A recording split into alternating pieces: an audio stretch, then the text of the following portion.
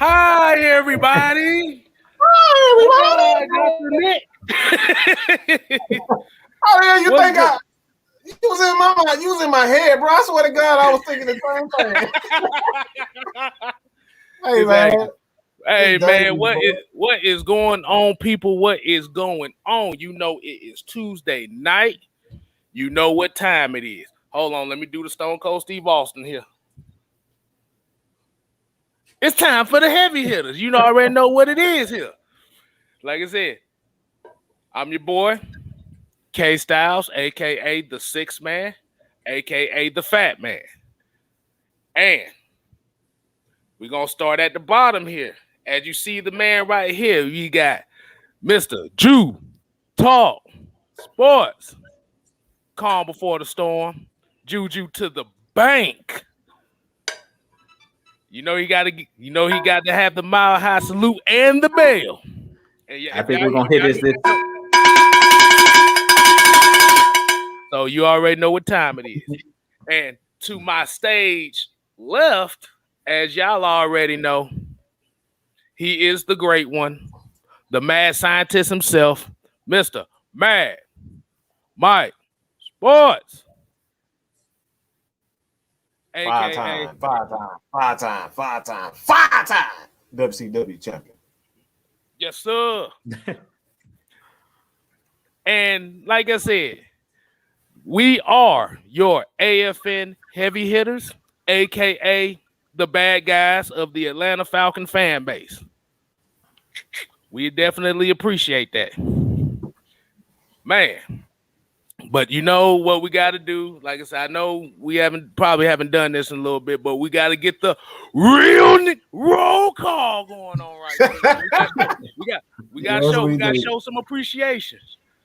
I don't want to say the whole thing because we ain't trying to get this shit struck on what is wrong with y'all? Like, what is wrong with y'all? Can y'all behave as professional for a chance? Exactly. But you know what we got? We have to highlight the new member. Pick up the pieces. Dwight Thomas, appreciate you becoming the new member here at AFN and or Mad Mike Sports. Definitely appreciate the love. And let's go ahead. We're going to go down the list. We got Mr. Jalen Mayfield. We got Yusuke Knight. We got Joseph Thornton. We got Sean Wiley. We got Prince Kill 89.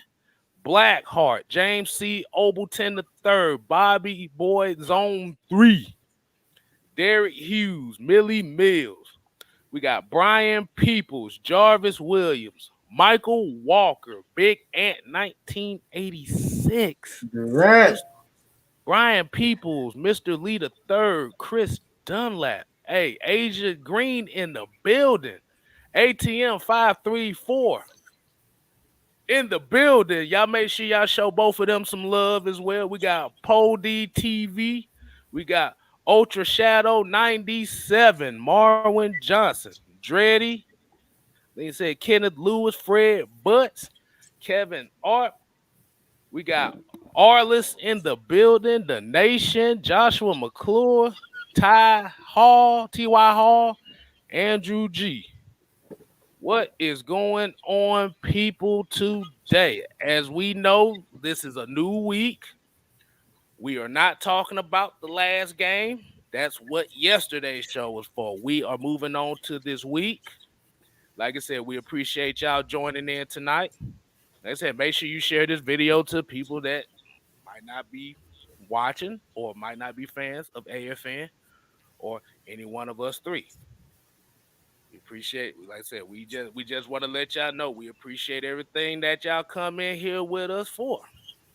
All right, Mike, man, how are we doing this evening? Drew, how are we doing this evening, man? What we got in store for the people today?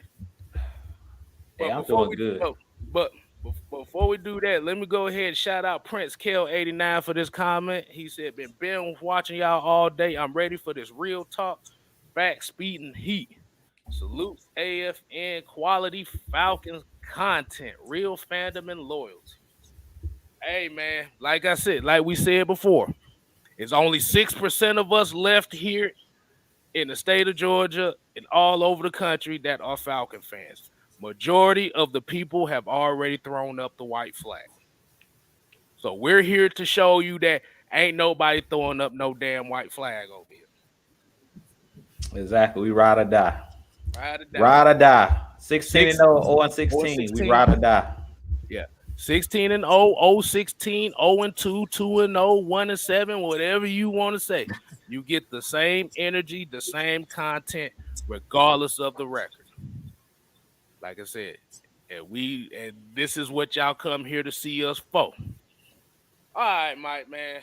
Drew, what we got for him? You want to take it, Mike? You want me to just? What y'all want to start with? Go straight into it.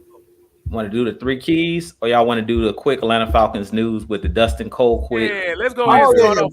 I forgot all about that. Let's start with the news. Because I got this ridiculous ass Russian hat on, but it's fire as hell to me. But let's go ahead into the news. As a lot of people don't know, Dustin Colquitt has been signed by the Falcons, as well as they were looking at John Brown. I'm about to say, did they officially sign him now?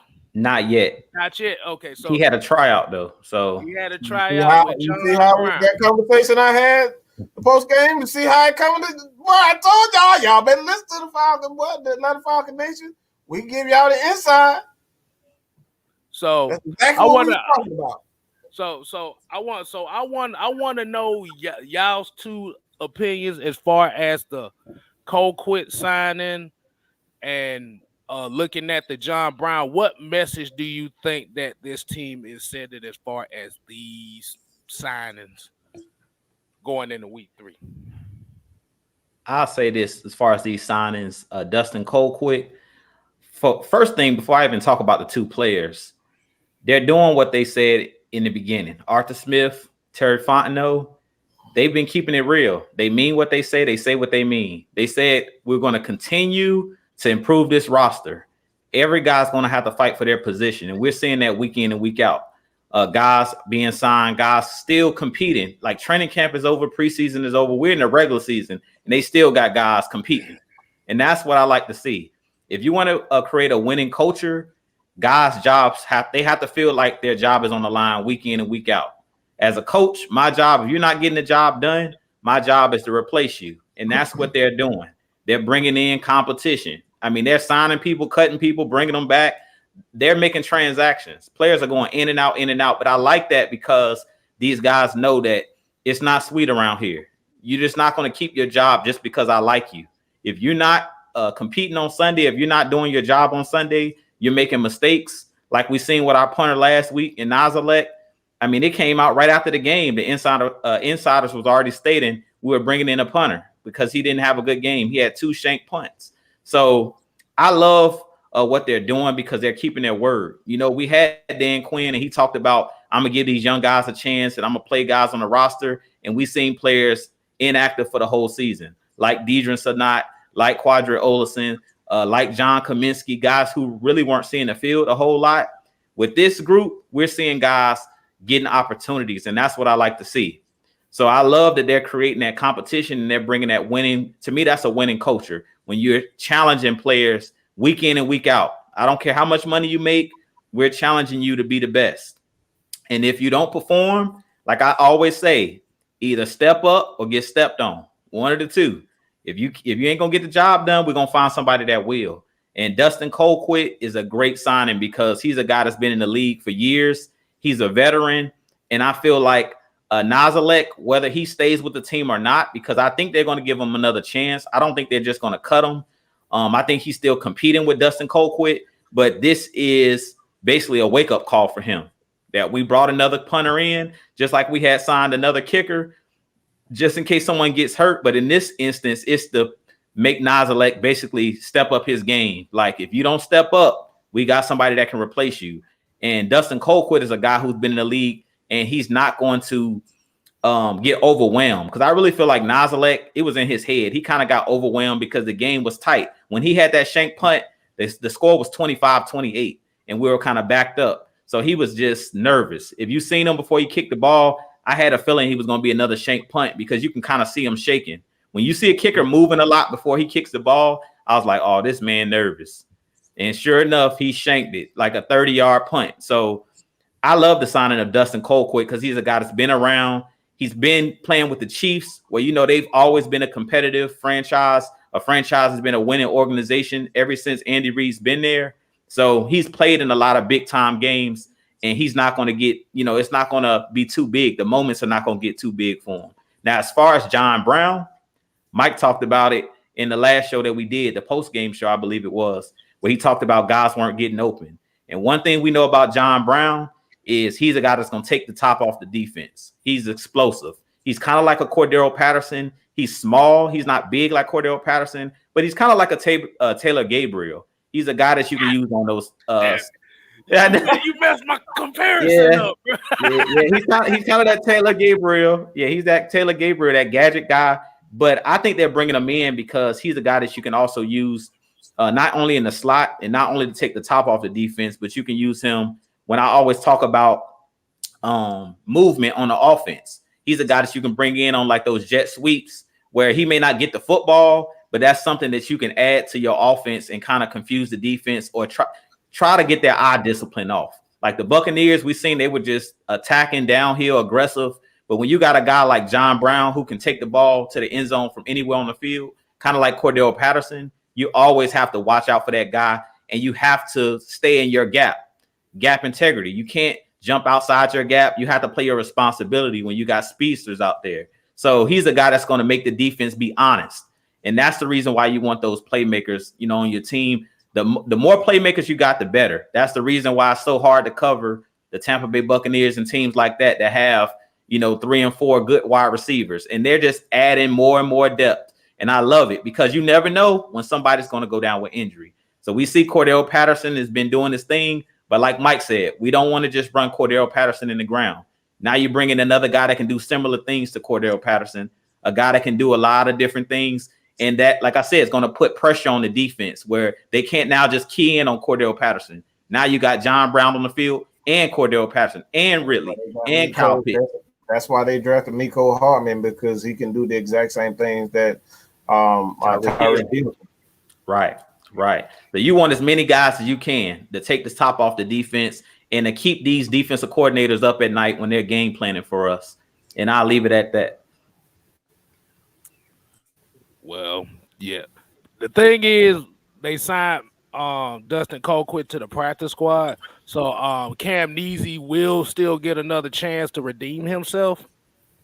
That wasn't a good showing, but like I said, we have to remember Dustin Colquitt damn near 40 years old. So don't expect the Marquette King super long punts of doom from this ass boy, because he is 40. But what he brings as far as where it comes to Cam is the experience in the league and working on techniques that can definitely help him when it comes to those moments. Bruh, Dustin Colquitt been in this league since I graduated high school. Right, he been in the I'm league. 34 years old, so he up there. Now John Brown, like I said, TalkSports, he kind of took my point right there, but everybody kind of figured that like he is basically Taylor Gabriel. But the thing about it is he has proven 1,000-yard seasons. He had, I think he only had one. But when you see him on tape, you see that that deep threat, and I think that's kind of what this team is missing as far as having that variety of wide receivers. Like we like Olamide Zaccheaus, we think he's a deep threat, but John Brown is a deep threat on another level compared to OZ, because OZ doesn't have much experience, right, compared to John Brown.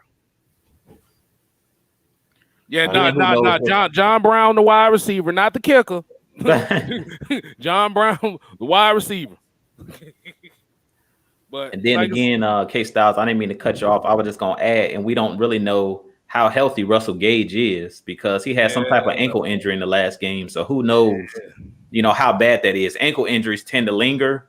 So unless he's doing the right things as far as treatment and stuff like that, who knows how healthy he is, because he had that ankle heavily taped after he went down the first time in that game. So Right. So basically, just think about it like this: they just signed some insurance policies. Plain and simple. All right, Mike, what you got for it?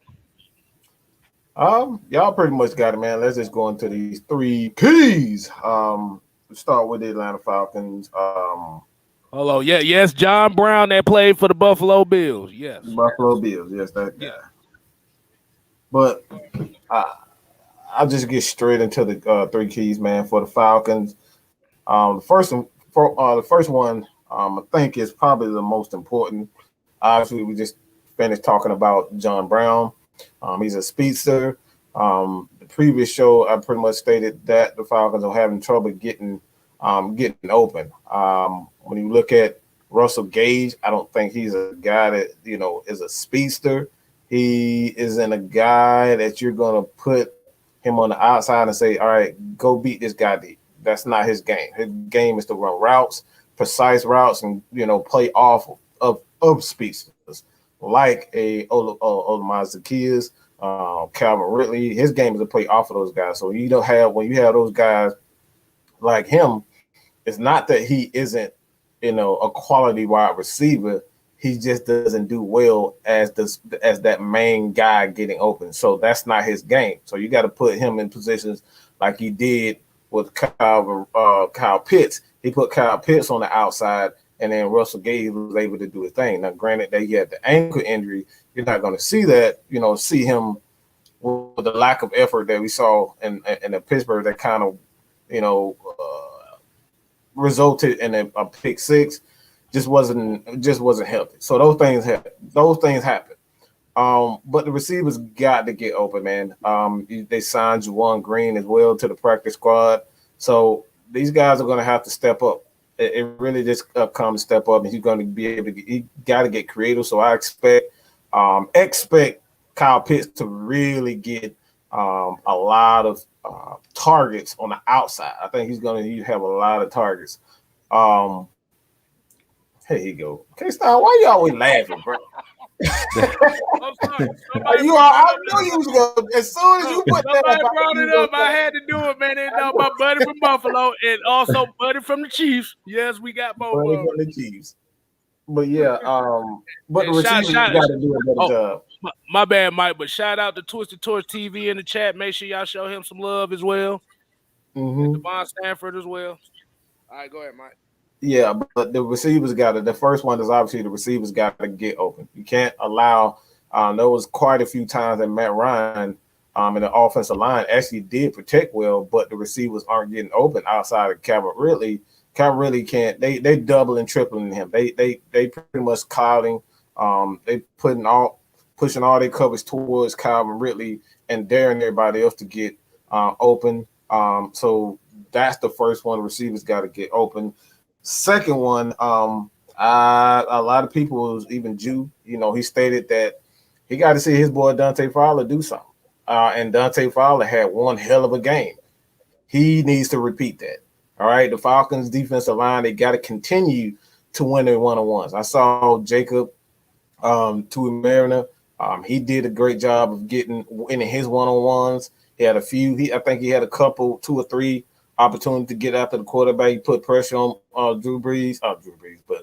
Tom Brady. He put pressure. You guys saw Marlon Davidson. He got a sack. Him and Grady Jarrett was just wreaking havoc.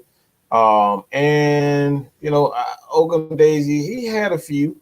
Did not have a lot of opportunities, but when he got in there, you know, you saw what he could do. So the defensive line got to continue to win their one-on-ones. Grady's just an animal. It's just nothing you can do with him. That dude was in the backfield. Look, I know he was scared. I saw the way he was looking on that sideline when he just saw Grady Jarrett. Grady Jarrett was a one-man wrecking crew. They stopped these guys. There's something that people not even talking about. That the Falcons shut that offense down in the second half. Grady Jarrett and those balls up front, they got after that Bucs team. So they got to continue to win their one-on-one. And the third one, and it's not just Fabian Moreau, but you cannot capitalize off your mistakes. You get an opportunity to get picks, you got to capitalize. I saw 3 times during the game, they had an opportunity to get a fumble and they didn't recover the fumble. They had an opportunity to get the interception off a bad pass. We didn't get that because nobody's really paying attention.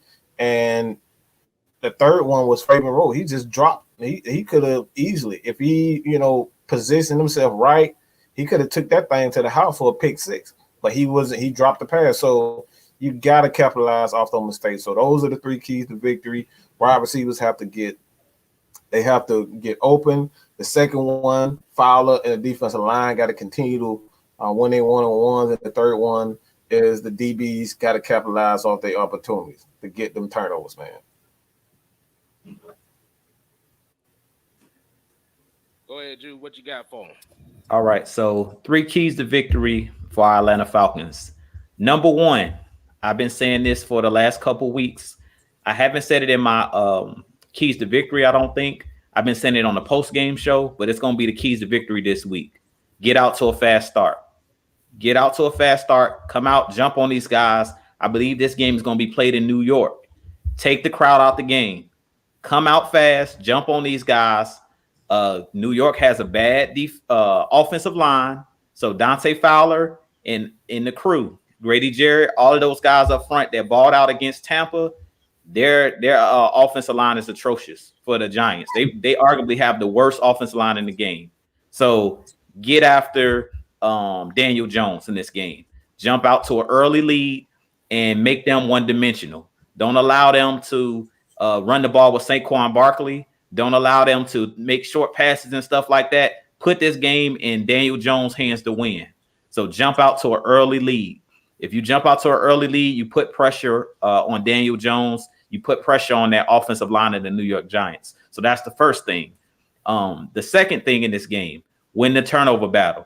Mike just talked about it. When you get a chance to intercept the ball, catch the football. If you knock the ball out, sometimes you can't help, like that ball rolled out of bounds when Foyer punched it out. It was a heads-up play. Sometimes that happened. The ball don't bounce your way, but that still was a heads-up play by him because they lost yardage when he knocked the ball out of bounds. So that was a heads-up play. So in this game, we need to win the turnover battle. If we win the turnover battle, New York is going to be on their heels and they're going to be in trouble. The third key to victory in this game is really going to come down to coaching. I like what I've seen out of Arthur Smith and Dean Pease, but in this game, let's keep these guys off balance like we did in this game against Tampa. I want to see a ton of different formations to throw these guys off. We did a good job of that in the red zone as far as scoring touchdowns in this last game. We need to do the same thing in this game and keep these guys off balance. I want to see that wildcat again that we saw. It was a fumble by Cordell Patterson, but I want to see it again in the red zone. I want to see, like I was always talking about, motion these guys out, jet sweeps, keep these guys off balance. I want to see those toss. Like we had a lot of tosses in the last game where we challenged the edge.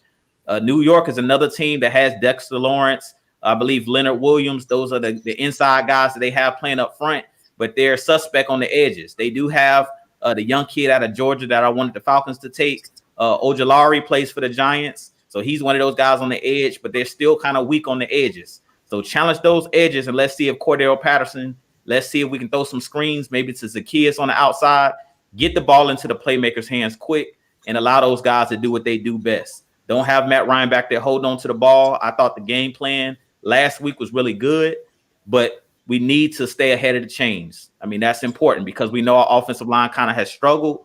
So if you get out to an early start, you stay ahead of the chains, you won't allow them to get that pass rush going because the secondary of the Giants is suspect. They only have one good corner, and that's James Bradbury. Opposite him, they don't have a lot of good guys on that back end. So we can take advantage of that back end with Kyle Pitts, with Hayden Hurst. Hayden Hurst is a key in this game to me, him and Kyle Pitts. I haven't really seen a whole lot out of Hayden Hurst in that last game as far as, catching passes. I think they need to get him involved, even if it's on a tight end screen. I mean, that was something that Our last offensive coordinator, Dirk Cutter, loved throwing those screens to our slowest tight end, one of our slower tight ends when we had Austin Hooper. But Hayden Hurst and Kyle Pitts, these guys run 4-4, 4-5, 4-5. These guys are like wide receivers. So allow those guys on the offensive line to, throw them a screen pass. Let these guys get out in front of Hayden Hurst because nobody's trying to tackle Hayden Hurst or Kyle Pitts one-on-one. If you see those freight trains coming at you, you're not trying to tackle them as a corner or a safety. So put those guys out in space and let them do what they do best. And that's pretty much it. So the 3 keys for me: get out to a fast start, win the turnover battle, and then smart coaching. Like, be creative. Dean Pease on that defensive side of things, bring pressure. Because Daniel Jones' offensive line is horrible, and he will make errors. He will fumble the ball. He will throw the ball to you. But we just got to capitalize. When he throws the ball to you, we got to catch it. If you bat the ball up, somebody got to come down with an interception. You got to come away with a fumble in this game. If you do that, you'll take the air out of that crowd there in New York, because they have a crazed fan base up there in New York. Even though they're 0-2, just like us, they're going to be fighting like hell to win this game. We got to go in there and punch these guys in the mouth early and take the wind out of their sails early and out of that crowd. Oh, man, I like y'all keys, man. I think I might my keys. I'm gonna give my first key that I'm gonna give is I need to see variety offensively, because we have to attack. We have to find a way to attack all 3 levels of that defense. That's where the interceptions came from last week. It was the fact that we wasn't attacking all 3 levels. We could blame, we could put it on offensive line, we could put it on coaching, but the thing at the end of the day is they have to attack these linebackers. They have to attack them. Like I said, there's nothing wrong with dinking and dunking, but use the dink and dunk to set up the medium routes, the 7 to 10 yard routes. Take that occasional shot. If it's there, don't force it. Because, like I said, that's the thing. And like I said, and the reason why I say it is because I kind of have a feeling we haven't seen the full extent of this offense. Like I said, you've seen a lot of short stuff to try to get the confidence of the offense going. But you gotta take those shots, because like Ju said, outside of really Julius Peppers and James Bradbury, their secondary is not the greatest. So if you have an opportunity to do so, you take it. That's my first key. My second key: do not underestimate this offense. Do not underestimate the Giants' offense. Like I said, they have a terrible offensive line. We know Saquon Barkley is a home run hitter.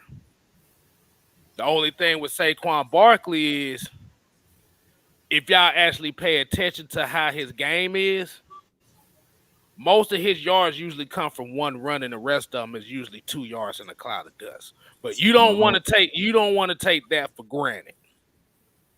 They're going to try. They're going to run a lot. They're going to try to RPO our defense to death. So what you want to do is, if AJ Terrell don't play, you got to find a way to bust him in the mouth in less than 3 seconds. That's what you got to do. And my third key is we need 60 minutes of football. This kind of goes into what Ju was talking about with getting off to that fast start, but we have to do it for 60 minutes. It like I said, it can't be one of those things where we go off to a fast start, sputter, and then try to play catch up at the end. No, it has to be a continuous flow for 60 minutes, which means if your running game is working, use it to set your play action game up. They do it for 60 minutes. I'm just gonna keep saying this. We have to play 60 minutes football, both sides of the ball, offense, defense, and special teams.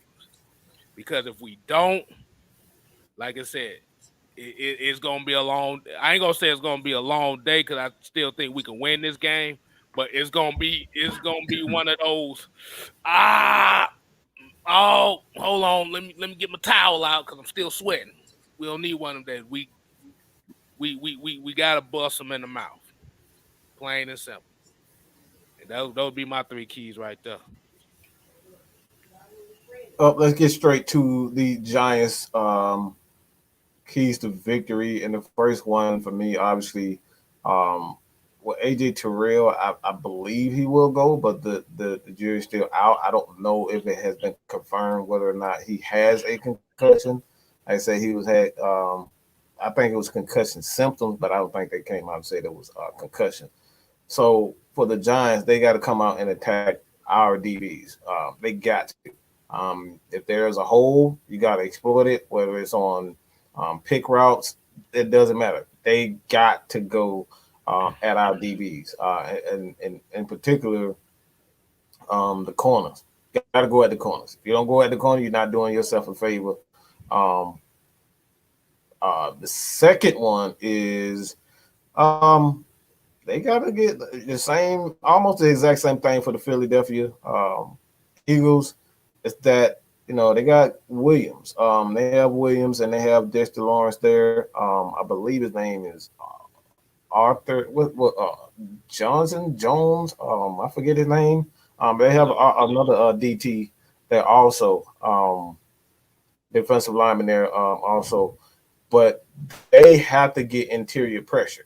You can't fool around and think your edges are going to get home on the Atlanta Falcons. That's actually the Falcons' strength is Caleb McGarry, Jake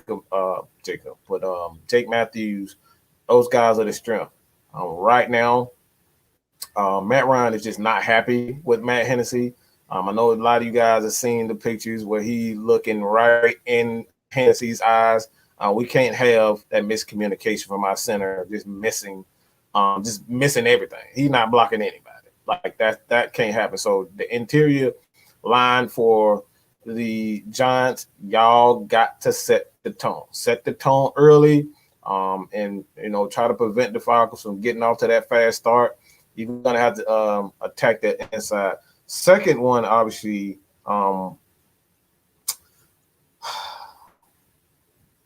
Jones got to get into a rhythm. He got to get into a rhythm. One thing I know about Dean Pease is he's going to make that adjustment. Once he figures out what you're doing, it could be in the first quarter, it could be in the second half, like he did with Tampa, but he's going to figure it out and he's going to slow you down. So he has to get off to a fast start. If he doesn't get off to a fast start, you ain't nothing but look, you lunch meat, all right? You lunch meat, you spaghetti, you all that. You what? Some Kentucky Fried Chicken. You Popeye chicken at that moment. So, look, you better get out to a fast start or you're gonna be toast. Third one, you gotta take advantage of our punt. If Nizalak is still the punter, y'all gotta take advantage of our special teams. All right.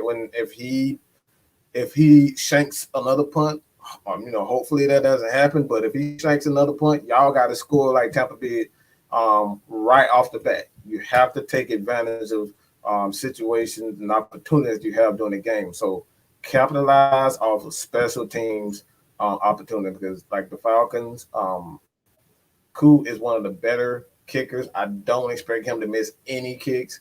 He very seldom misses kicks. I think he was a Pro Bowl alternate last year as a kicker. He had the most points, I believe, also as a kicker. So, kicking game, I don't think that'd be an issue. But again, you got to get interior pressure. Williams, Lawrence, they got to set the tone. Second, they have to get Jones in a rhythm, and they have to capitalize off the Atlanta Falcons' mistakes on special teams.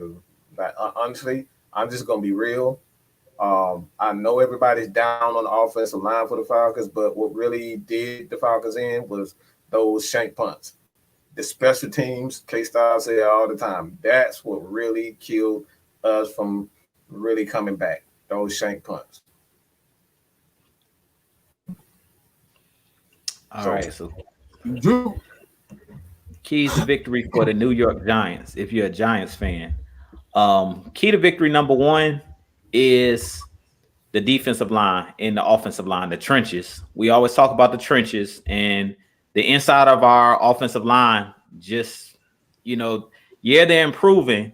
But if I'm the Giants, I'm thinking that Hennessy is lunch meat. I'm thinking that Jalen Mayfield is a rookie, so I'm about to take his lunch money. So I'm thinking that we coming in and try to bully these guys. I don't care what nobody say. I love my Falcons, and yeah, they're getting better, but you want to come in early and take their confidence. And when there's a young player out there, a lot of the times young players lose their confidence easy, especially if, they get off to a bad start, because then they're thinking, here we go again. We're already 0-2. Here we go again. Week 3, we're having the same issues. We're missing blocks. You know what I'm saying? We're not, picking up the right assignments on blitzes and things of that nature. I'm not making the right calls if I'm Hennessy. So if I'm the Giants, I'm blitzing.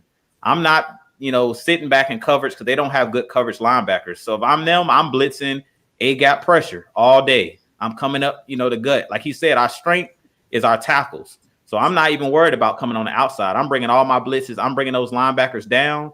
I'm bringing safeties down, and I'm doing delayed blitzes. I'm doing just like we seen with Todd Bowles. I'm blitzing like crazy until the Falcons show me on tape that they're picking up and they clean up their offensive line, the inside of that offensive line.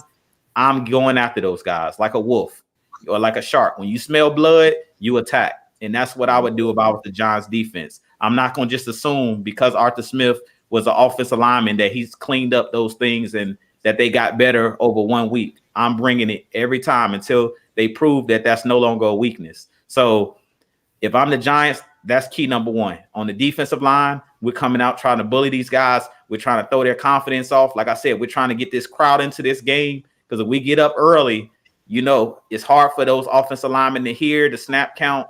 That's when those false starts and things like that come into play. So if I'm the defensive line and the defense, I'm trying to get a turnover. I'm trying to pressure Matt Ryan and force, another tip pass like we seen in this last game. Key to victory number 2 for the Giants. Mike said it. He hit the nail on the head. If AJ Terrell's not in this game, and even if he is in this game, I'm testing the Falcons deep. I'm testing them deep. I'm putting the guy Slayton out there from Auburn. He dropped a key touchdown pass last week where they could have won that game. That would have put the game away. He's a speedster. I'm running the ball and setting up that play action, and I'm going deep. They got Kenny Golladay from the Lions, who pretty much ate up, tore us apart last year with the Lions. He made a lot of key catches, tough catches. He's a bigger wide receiver, physical, kind of like a Plexico Bears, 6'3", 6'4", tall, lanky. I'm throwing that ball up and seeing if anybody can jump with him. TJ Green is not a proven corner. So I'm challenging him. Whoever TJ Green is covering, if AJ Terrell's not out there, that's the matchup that I'm looking at if I'm Daniel Jones. I'm licking my chops, and I want to see if TJ Green, can prove to me that he's a starting caliber cornerback. They also, I don't know if Evan Ingram's playing in this game, their tight end, but he's really good as well as far as he's a fast tight end.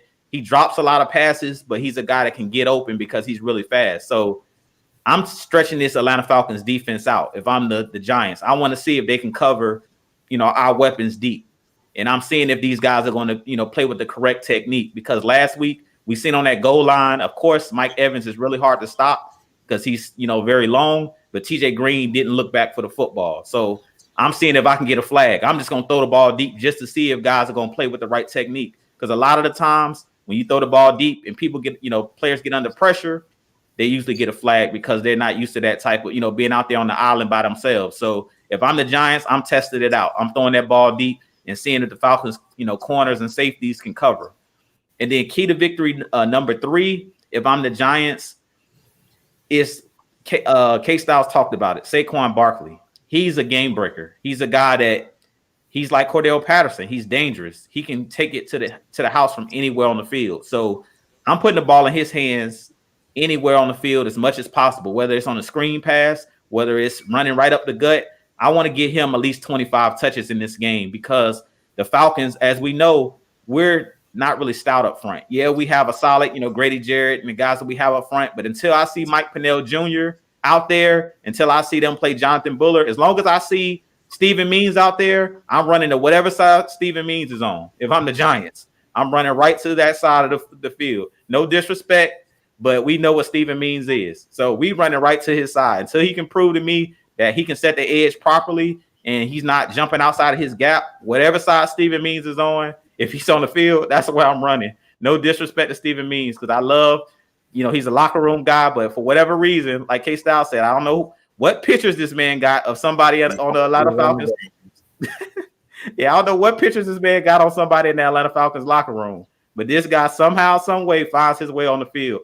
I don't know if you guys picked up on it last week where he was playing like linebacker in the 4-3. I'm like, why is this man standing up? He is not fleet of foot. Get him out the game and put Michael Walker in. But that's another conversation for another day. But I'm just gonna run the ball with Saquon Barkley. Make the Falcons prove that they can stop the run. You do those three things at the Giants, you can easily put our Falcons, on their heels in this game.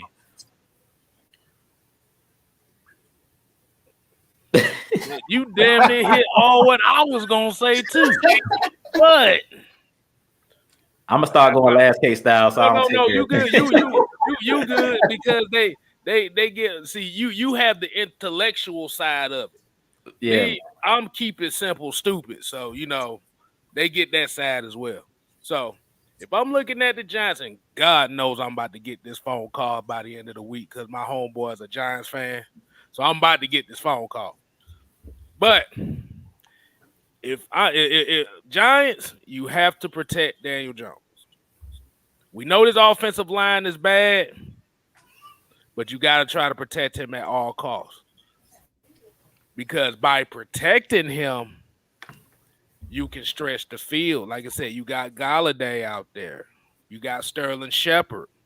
You got Tony out there. I was about to say Contavious Caldwell Pope, but I was like, nah, that ain't his name. You got Tony out there. Like I said, you got Saquon in the passing game. So if the Giants, I feel like if the Giants' number one thing is the offensive line must hold up. If they don't hold up, it's gonna, like I said, it's gonna be a long day for them. Two, just like what you said with Saquon Barkley. You gotta let him be the engine of the offense. Use him to set up those plays for those wide receivers. Like I said, Saquon will break a home run play on your ass for about 60 yards. Only issue is he could have 120 yards on 25 carries, but one of those carries go for 60. So, so if you actually take that, if you actually add that up and take those other 24 carries to that to 60 yards, that's not a good average. But the thing is, you still have the threat there. So I use the threat to set up the long pass. And three, this is about as simple as I can say. You got to create turnovers. Like I said, as we know, this Falcons offensive line is not set. They still trying to figure out who's the right piece to go right here and where. Like I said, Matt Hennessy's not playing well. Like I said, Jalen Mayfield's played a lot better from week 1 and 2. But test him. See if he can do it 2 games in a row. See if he can play better 2 games in a row. I'll test him. And like I said, I will blitz him because you got to remember this New York Giants team is a 3-4 defense. They got 3 down linemen, so this ain't no four down lineman type of offense. They'll use it every now and then. But I'll attack that Falcons offensive line and see what they got. And that's all I gotta say on that. It was one other thing I wanted to mention too, Mike, before y'all move on. And it could have been in the keys of victory, but I went on a little rant and got on a tangent. But I seen one of the fans put in the chat talking about Daniel Jones' mobility. That's another thing. He's sneaky.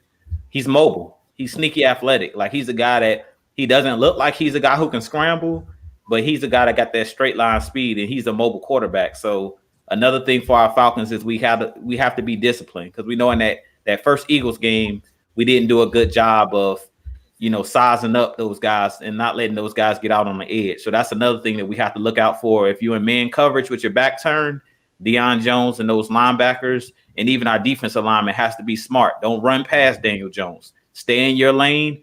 And if, just try to keep him in a pocket. As dumb as that sounds, he's a mobile quarterback. So keep him in the pocket if you can, because Daniel Jones will bolt out that pocket.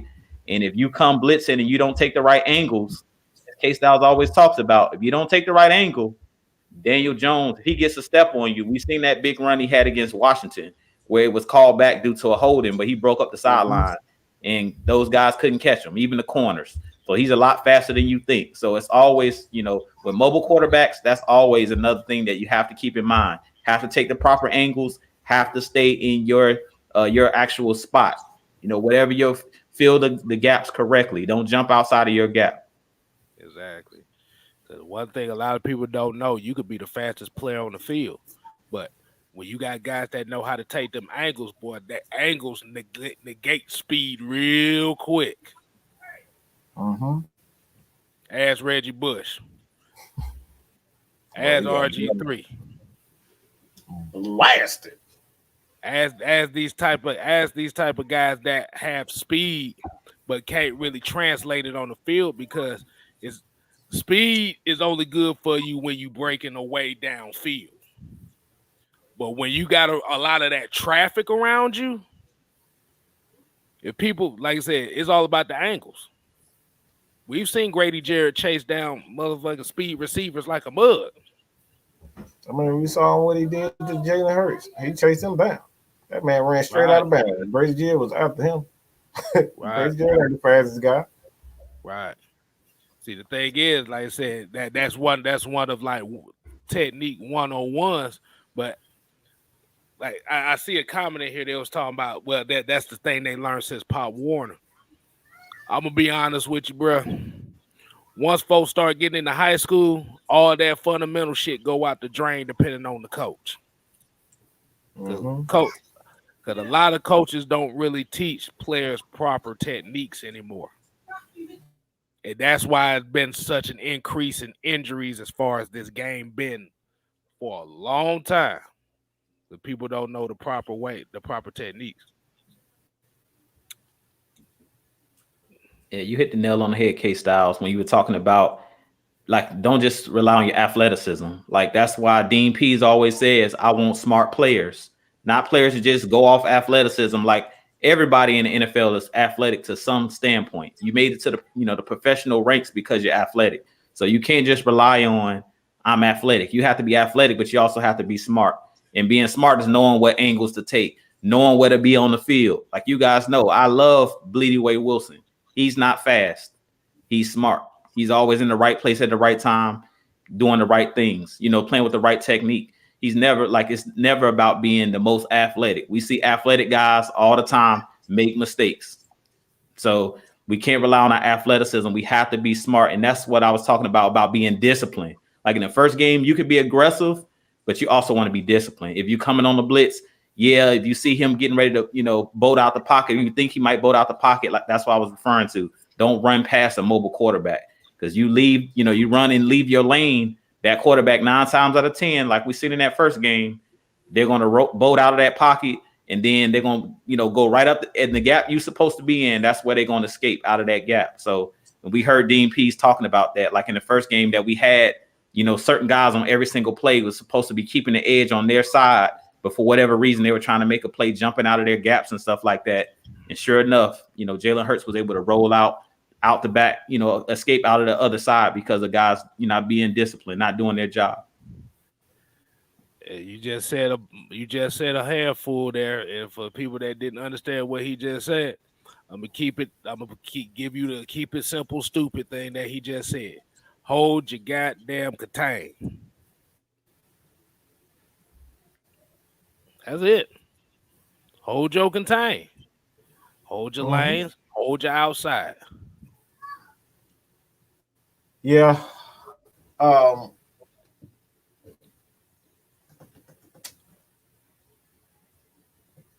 just gonna do it. I would. Let's just go into the Q&A, but I gotta say this.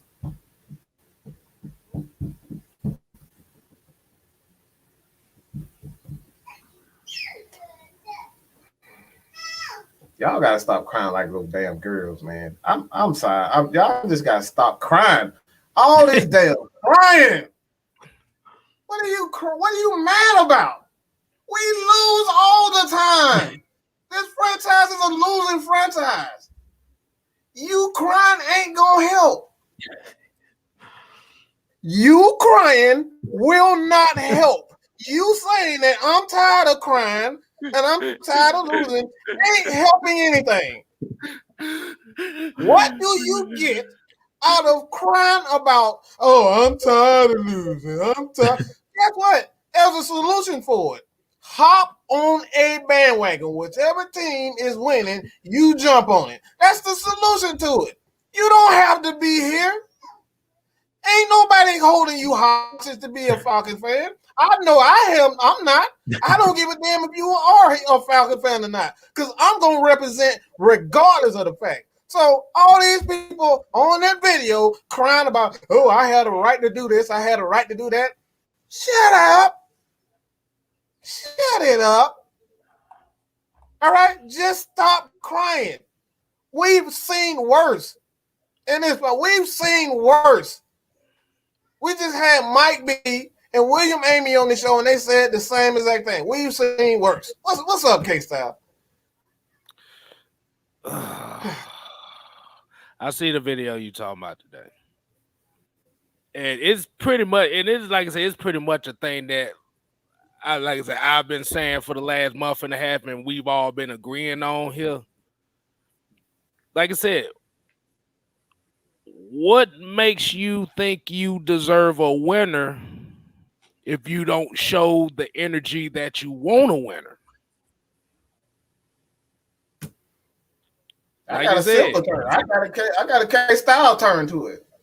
If your woman or your man telling you, look, in order for you to get the goodies tonight, you're gonna have to fix my plate.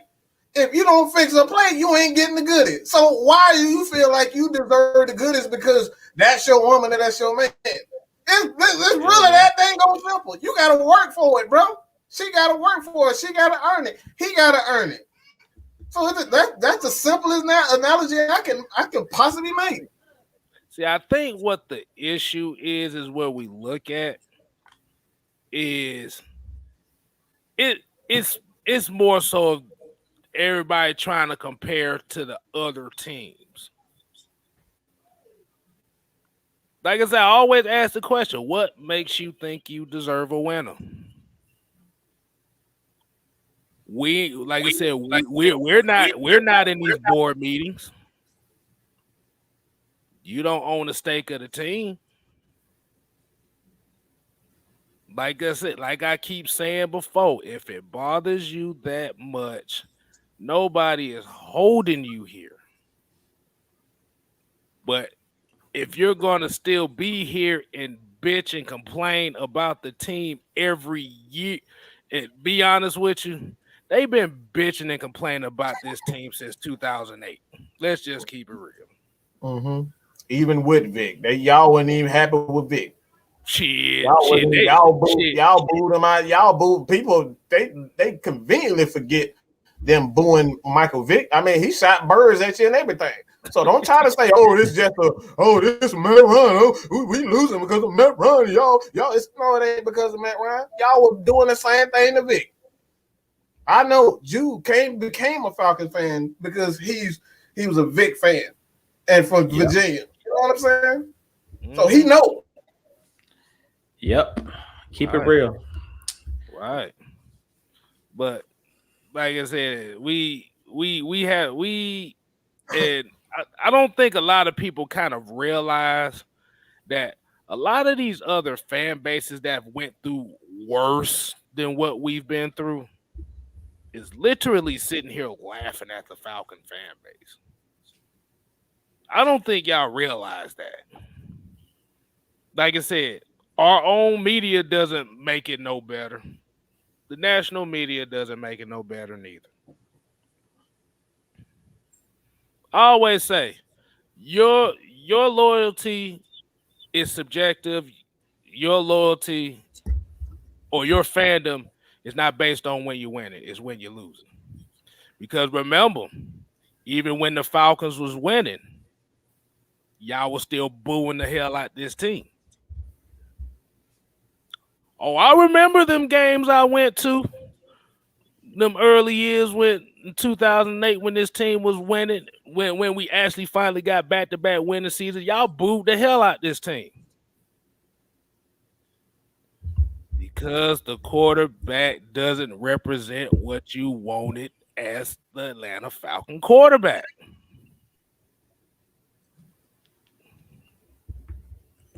But the thing we keep saying is, what is holding you here?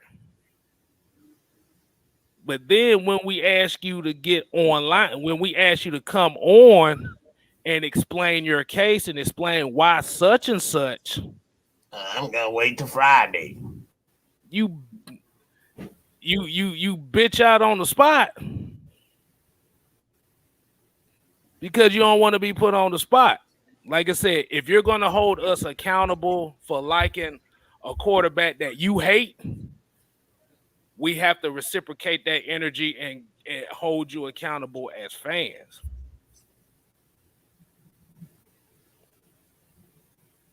We can't complain about a winner, about a team not winning, when we don't appreciate the team when they're winning. I got even better analogy for you. That's a ass backwards statement right there. This is the stuff we talk about. And we're gonna get there. We're gonna go to the Q&A section real soon. But everybody start putting your questions in the chat so we can answer them. But even that, we talk about change. We talk about change all the time, whether it's change in the world, change during this pandemic. If you want this pandemic to go away, you got to do what's necessary. You got to play your part and help, spread awareness. You got to, challenge each other to say, look, man, let's just do the right thing so we can get out of this, get out of this pandemic. So we, as fans, we have to do our part. If you want a winning organization, if you want Arthur Blank to listen to you, you think going up to him, cussing him out, that's going to make it any better? That's not going to make him want to bring in a top tier coach. That's not going to make him trade whomever player that doesn't deserve to be here. That's not going to make him do anything. So that was the reason why I made the video.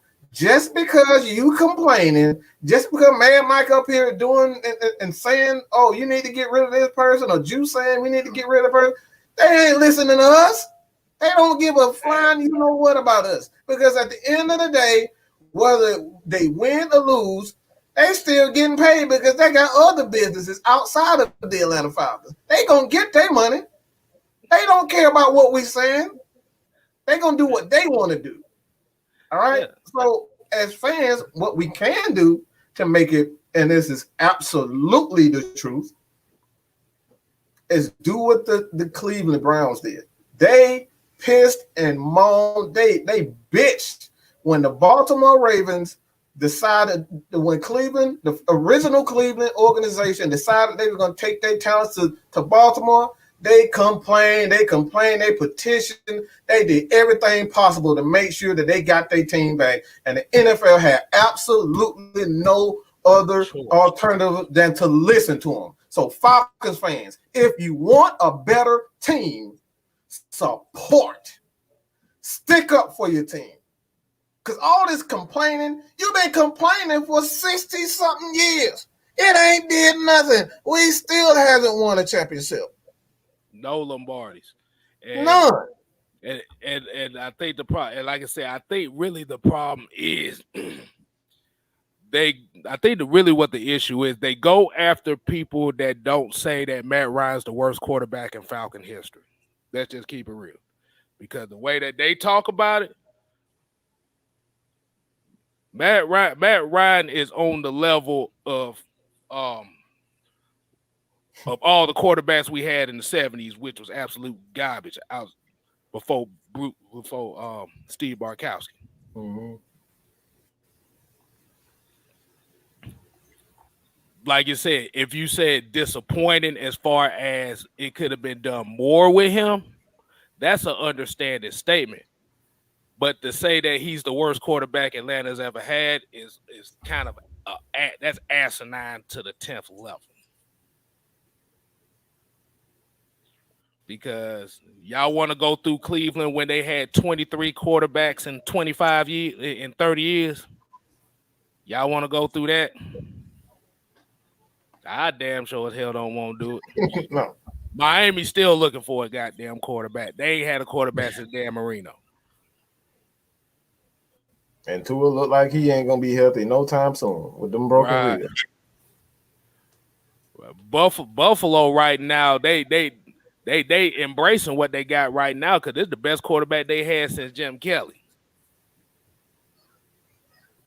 That's almost 20 years worth of an aptitude quarterback play. Wait a minute, hold on. Whoa, Jew, you might have to break the bell out. Jew, you have to break the bell out on this one. We got 50 spot. Oh, wow. Look, I think the baby might be asleep, but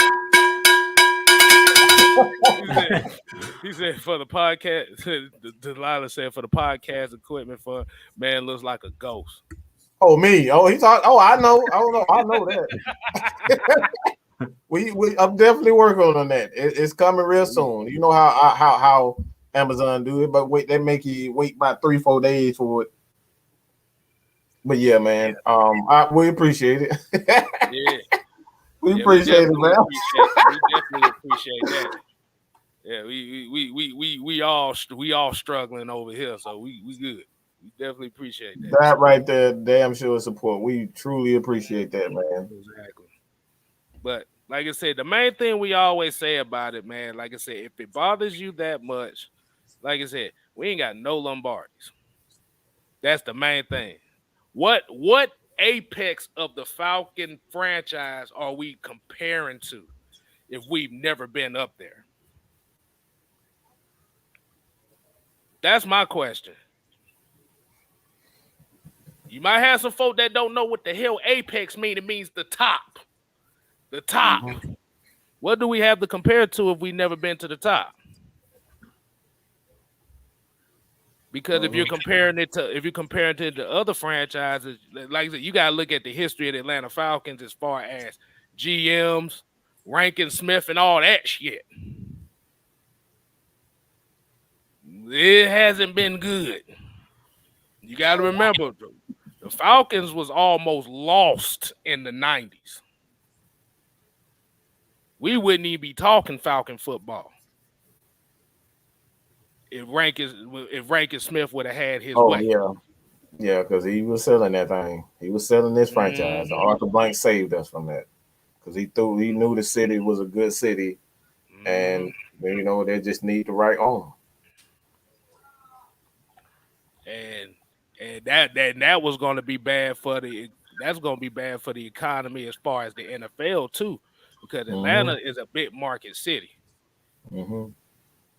And if you ain't got no team in a big market city, even when you look at LA got 3 teams now.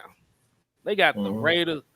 No, they ain't got the Raiders no more. But they got the Rams, they got the Chargers, and they got the 49ers. I mean, technically, they still got the Raiders because the Raiders ain't paid no damn taxes in about 20 years.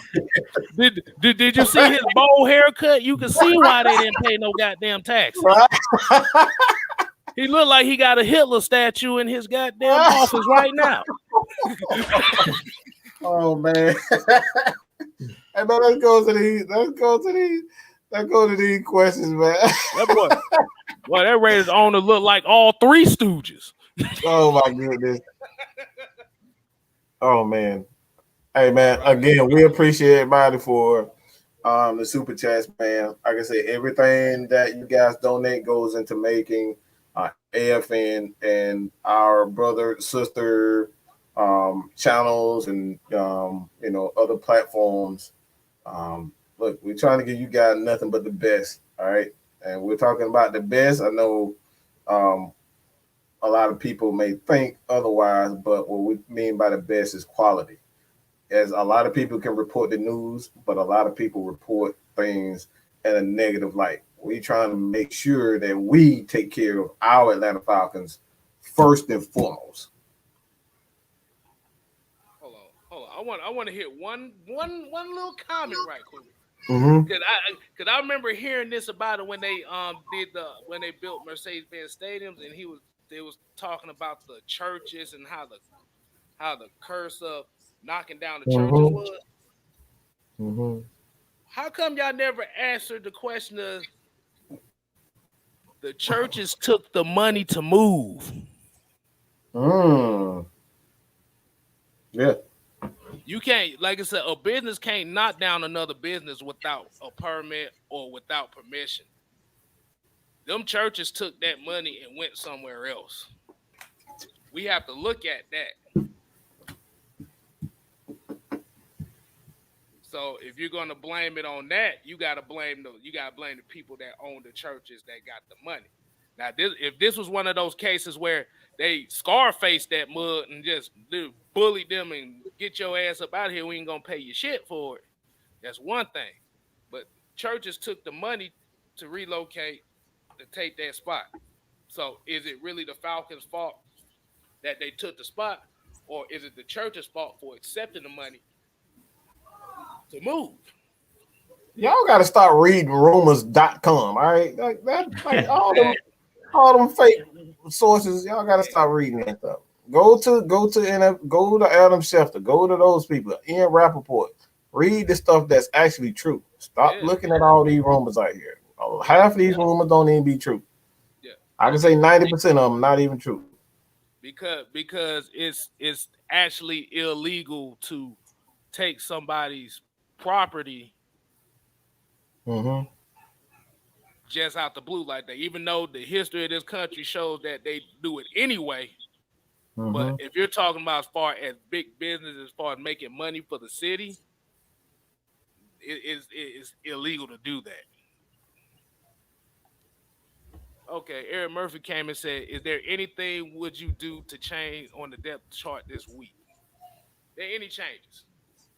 Did you? I didn't get a chance to see the depth chart. Was there any changes on the depth chart, Eric? Hold on. What changes was up there?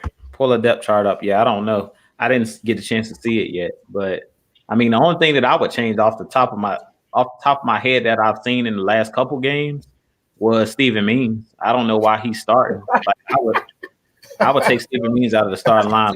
I told you why Steven Means. He's on the sideline like, "Hey, TL, yay, go." Yeah, he can do that on the sideline. like I want to see them put Jonathan Bullard out there. Like I think Jonathan Bullard, he did enough to me in the preseason to garner him, or Marlon Davidson can play that edge in the 3-4. So I don't know what's up with both Jonathan Bullard, Marlon Davidson, and Michael Walker. To me, Michael Walker isn't getting enough snaps. I don't know what that's about. But to me, those are the three guys, like on the defensive line. Like off the top of my head, I've been seeing a lot of Steven Means. No disrespect. Like I said, Steven Means is a solid player, but I think you would get more impact from a guy like Jonathan Bullard, for one, because of size. Jonathan Bullard's dang near 300 pounds. And that's what you need in that 3-4. You need big guys that can set the edge and hold the point. You bring a bigger guy in there. He'll make it easier for Deion Jones. He'll make it easier for a Fourier to shoot those gaps in the run game. So, wow, that's one player that I would be looking at. Okay, yeah, I got the depth chart right here, so it's pretty much. Well, it's been changed at the starting tight end position. That jumped out to me immediately. I don't know if it's the Atlanta Falcons, but from ESPN, they are Kyle Pitts starting at tight end now. Yeah, I got it right here on AtlantaFalcons.com. Okay, Kyle Pitts is going to be the starting tight end one. Okay. It's pretty much gonna be the same depth chart. It's pretty much gonna be the same. They trying to see if AJ Terrell will be able to suit for the game, so they still had him listed as the corner number 1. Mm-hmm. But yeah, I agree. I agree with you on this. Like I said, Steven Means, get your ass up out of here. Yeah. I like I said, I'd rather start Jacob Tatui man. Him as well. But I think on the edges, like at the defensive end, when they're in the 3-4 set, you're gonna have like Dante Fowler and those guys on the edge. But I would put more size in there. Like I want to see Jonathan Bullard, Grady, and Davidson out there in the middle together to see what type of interior pressure they can create. Because to me, Steven Means doesn't really get any pressure like that. Like you can bring him in rotation, but as far as in the run game, that's the reason why teams have been basically just running through us pretty much, early in the game. Luckily, the Buccaneers didn't really try to run the ball a whole lot. They were doing a lot of play actions and things of that nature on first down. But I want to see more size out there. Like we know what Steven Means is. Like I said, give me some more variety. You bring them in, to get those guys a blow when they want to go out and get some Gatorade and stuff like that. But as far as starting, I want to see less of him and more of some of the younger players.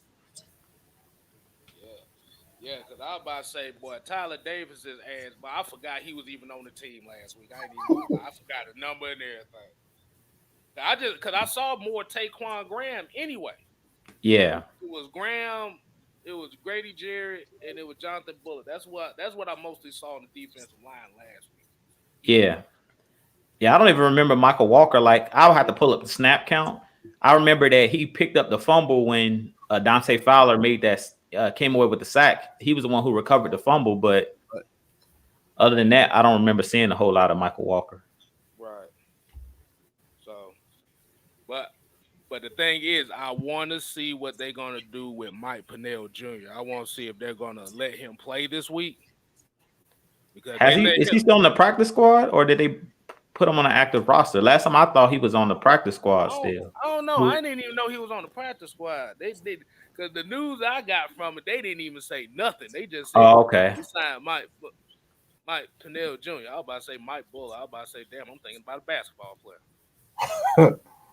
Yeah, that's another player. He's talking about Tyler Davidson. Yeah. Tyler Davidson, another one that don't need to be getting a lot of playing time. He's another one to get ran through. Bro, I kid you not. I'm looking at the game. I see Taquan Graham. I did not see no Tyler Davis. I seen Tyler Davidson maybe. No, I seen him. I saw him. I seen him under the pile. That's all I seen. I seen him when they say 2 yards in the cloud of dust. All I seen was 96 on the bottom of the pile. That's an issue. Do you guys regret us not drafting Lamar a few years back?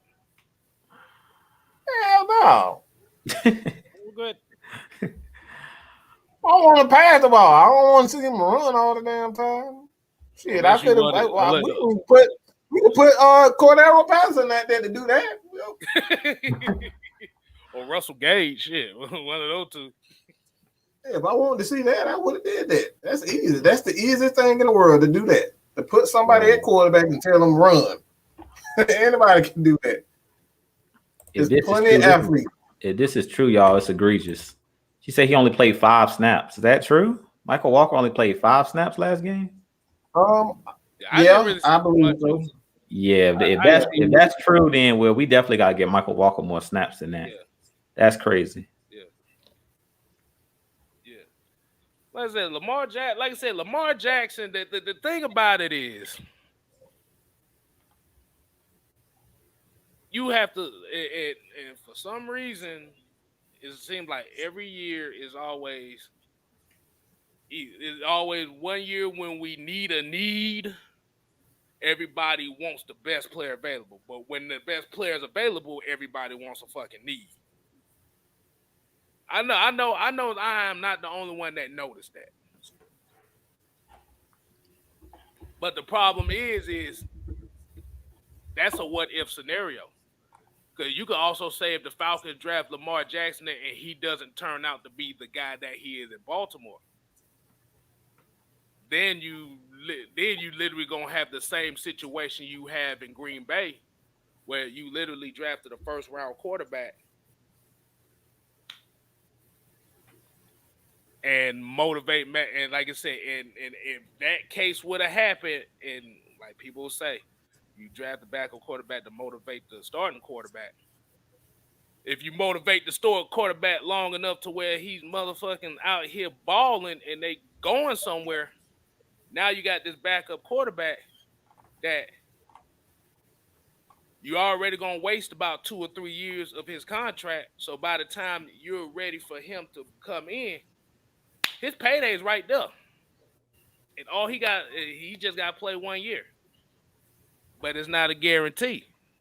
We could throw the what ifs with the quarterbacks like Lamar Jackson, Josh Allen, Patrick Mahomes, and stuff like that. Bro, Every quarterback that gets drafted by a team in which system fits them. It's not a guarantee. Lamar has improved as a passer. The A league lot more than what he did his first couple years. But he's in a system that best suits his style on how they utilize him. He's in the best system that he got. And plus, a lot of these college quarterbacks coming out nowadays is running RPOs and read options anyway. Yes, even the white ones too. So we not gonna just throw the black quarterback thing out there because I know some folks thinking like that.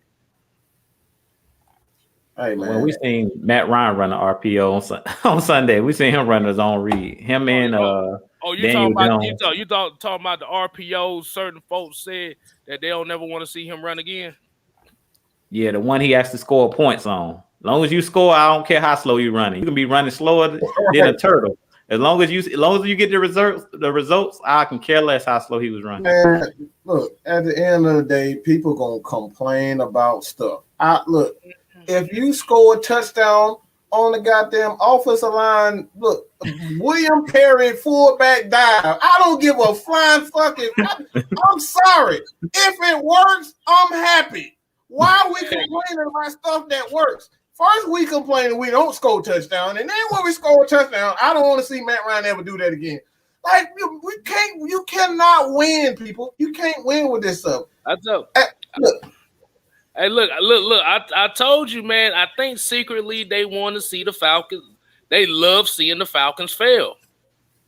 I'm convinced of that. The Falcons failing gives them wet dreams. I'm convinced of that. I don't even think it's that. I just honestly think that people are they have that Skip Bayless mentality. They don't care what happens. They don't care who wins. They just gonna pick.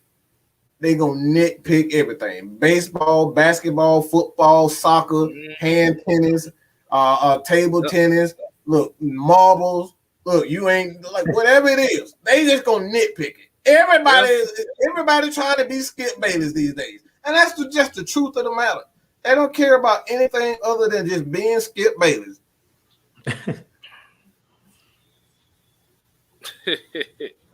But like I said, like I said, if it bothers you, like I said, you need to go down to Mercedes-Benz Stadium or on Flowery Branch and start going out there protesting.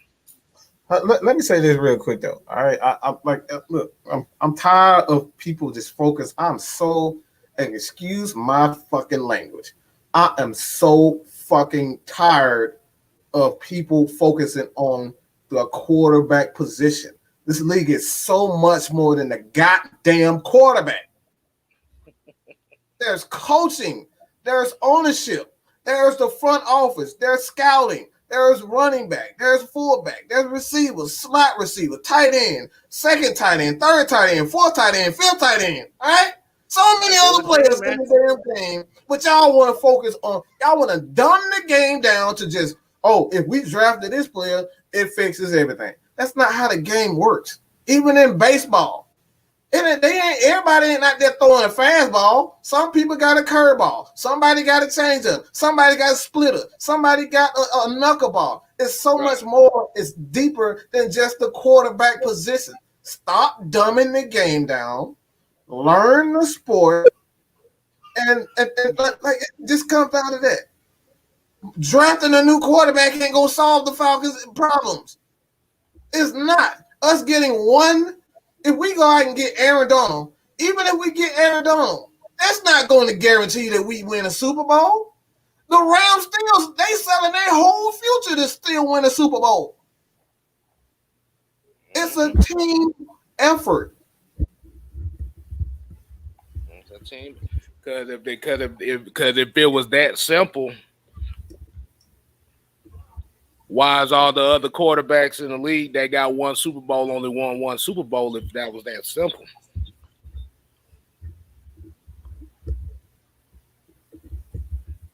I mean, at the end of the day, like I said, you have to build the team right. You have to have the right team mentality. Exactly. At the end of the day, Lamar Jackson don't got a Super Bowl. And he got a better defense than Atlanta. He always had a good defense, and he don't have a Super Bowl. So and a better running game. Why we keep bringing up Lamar Jackson? Like he gonna come to our team with a worse defense, just gonna look worse. He can't win he haven't won with the Ravens. So what we want with Lamar Jackson? But he can't even get to the Super Bowl. He can't even get to the AFC. But you also have to remember too. The one thing Lamar Jackson has in Baltimore that Atlanta doesn't have is an interior line that can actually protect him, which will allow him to get outside, to run those quarterback draws. You got to have a good offensive line to do that. And when I say a good offensive line, you got to have a tough interior line to do that. Because it don't matter how fast your quarterback runs. It don't matter if your quarterback runs for 1,000 yards. We've seen it with Michael Vick. Michael Vick and the Atlanta Falcons was number one in the league in rushing 3 out of 4 years. So his offensive line was not terrible as what most people would think it was. But what was the downfall of that team? That was one of the worst passing teams in the league for those 3 or 4, 5 years. So everything goes together. You got, like I said, you can have a new car, but if you can't drive that motherfucker, what use of it is? But a goddamn car note, and it's sitting in your goddamn driveway. This is what we talk about. We talk about every phase of the game matters. Now, like I said, at the end of the day, y'all gonna look at us stupid because we didn't say Matt Ryan's the worst quarterback in Atlanta Falcon history. And we literally have a portion of the fan base that thinks like that. You want to go back and look at that Falcon quarterback history? I don't think you really want to do that. Well, you've done that before. I don't want to have. I don't think you want, because outside of Barkowski, Michael Vick, Matt Ryan, it ain't looking too good in this franchise. So, like the critics list at the end of a movie. You looking at all these names, you don't know who these people are. And while you're doing that, let me go ahead and see if I can find that list anyway. I think I still have it saved. I think I. Did you get this, Jew? I think you got this question. Yeah, I don't know if Ghost Peppers was in here. We talked about John Brown. Like, yeah, John Brown. I mean, he's a guy that's going to come in, a gadget guy, take the top off the defense. We talked about it, kind of like a Taylor Gabriel. You can use them on those misdirection plays, like on jet sweeps and stuff like that. I think it was a good signing, though. We talked about it earlier in the show, Ghost Peppers. Mike talked about it in the post-game show. Guys just not getting open, period. They double and triple teaming Calvin Ridley.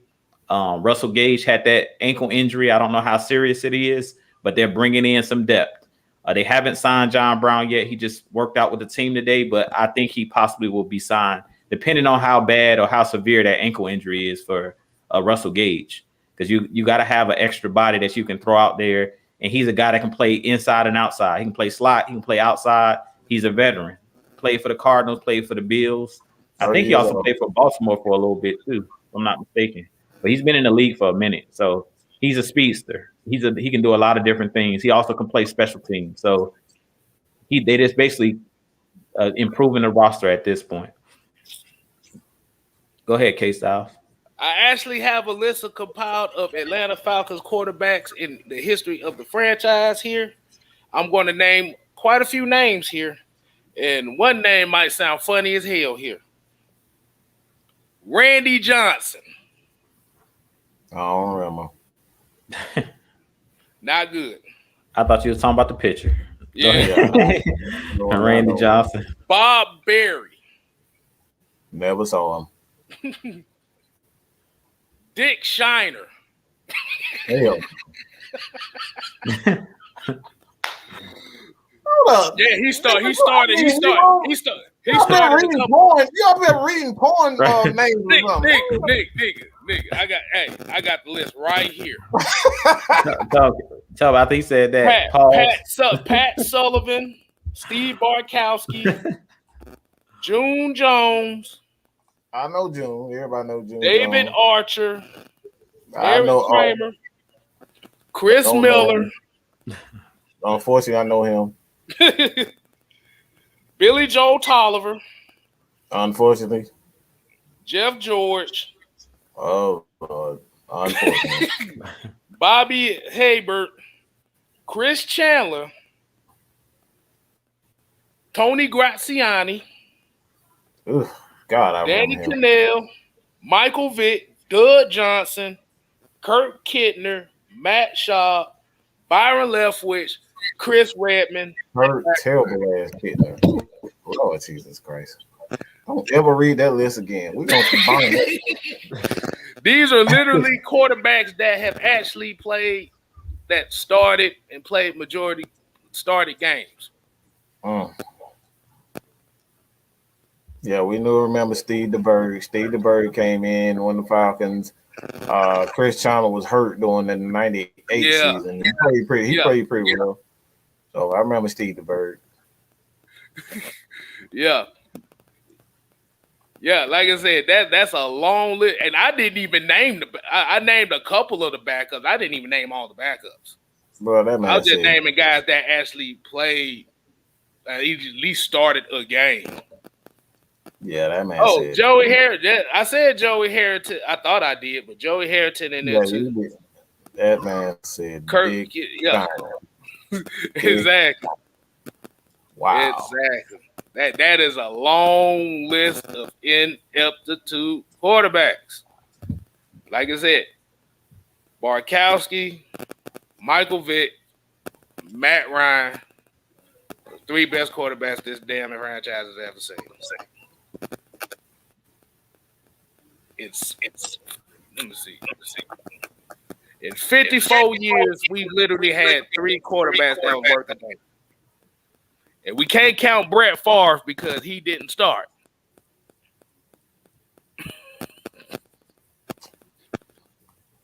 I forget about that. I don't like to talk about Brett Favre. I don't even want to talk about Brett Favre ever again. 54 years. Three quarterbacks. You may put Chris Miller in there too because he's played a couple plays. We've literally hold on. I had this other list up here too. Hold on. Let me. Wait, no, we don't know. No. They need to see. They need to hear this. They need to hear this. I'm about to mute you. We don't need no more quarterbacks. We don't need to read no more quarterbacks. No, sir. Look. They need to know. They need to know the history.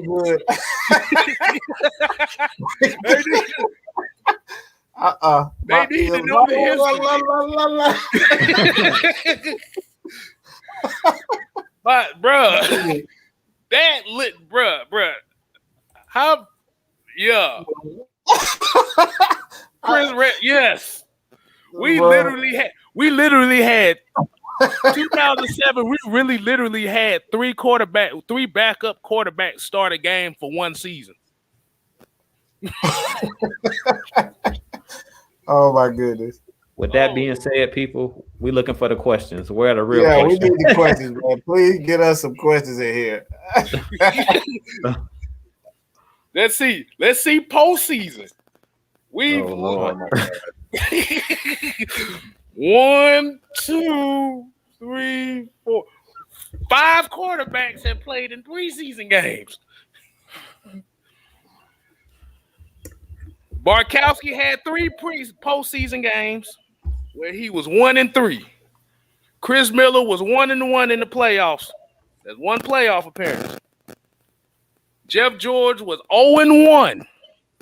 Chris Chandler was 2-1. Michael Vick was 2-2. And Matt Ryan 4-6.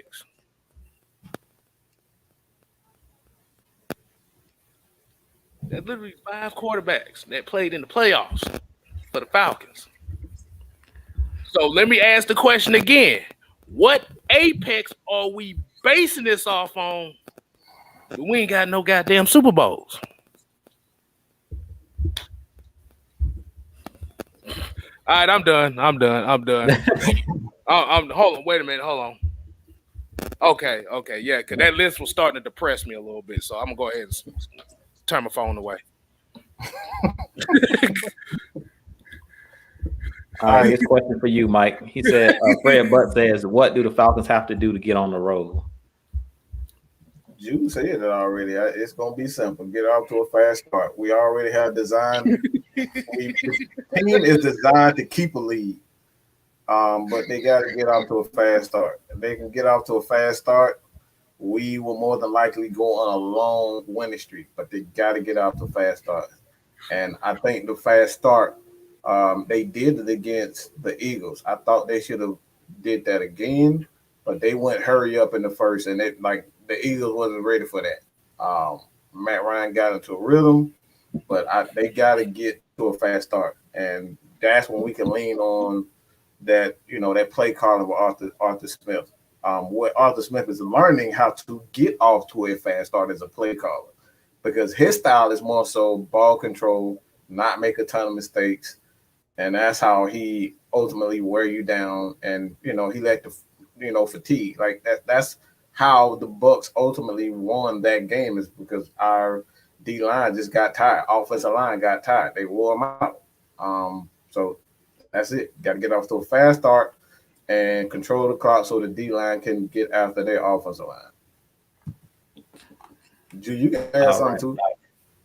Yeah, I mean, you hit the nail on the head. I mean, I think to get on the road, we just have to see consistency. We talk about it all the time. Like you've heard me, you heard Mike, you heard KStylzz talk about, we always want to crown these young quarterbacks or crown young players as being the next great thing, but you have to show it over a period of time, consistency. So that's what I want to see out of this young team. We have a lot of young players. So yeah, Jalen Mayfield, looked better in this last game, but can he keep it up? Can you do it over, be consistent and do it over a period of time? That's what made Alex Mack a great center. You seen him do it in Cleveland with the Browns. You seen him carry it over to Atlanta.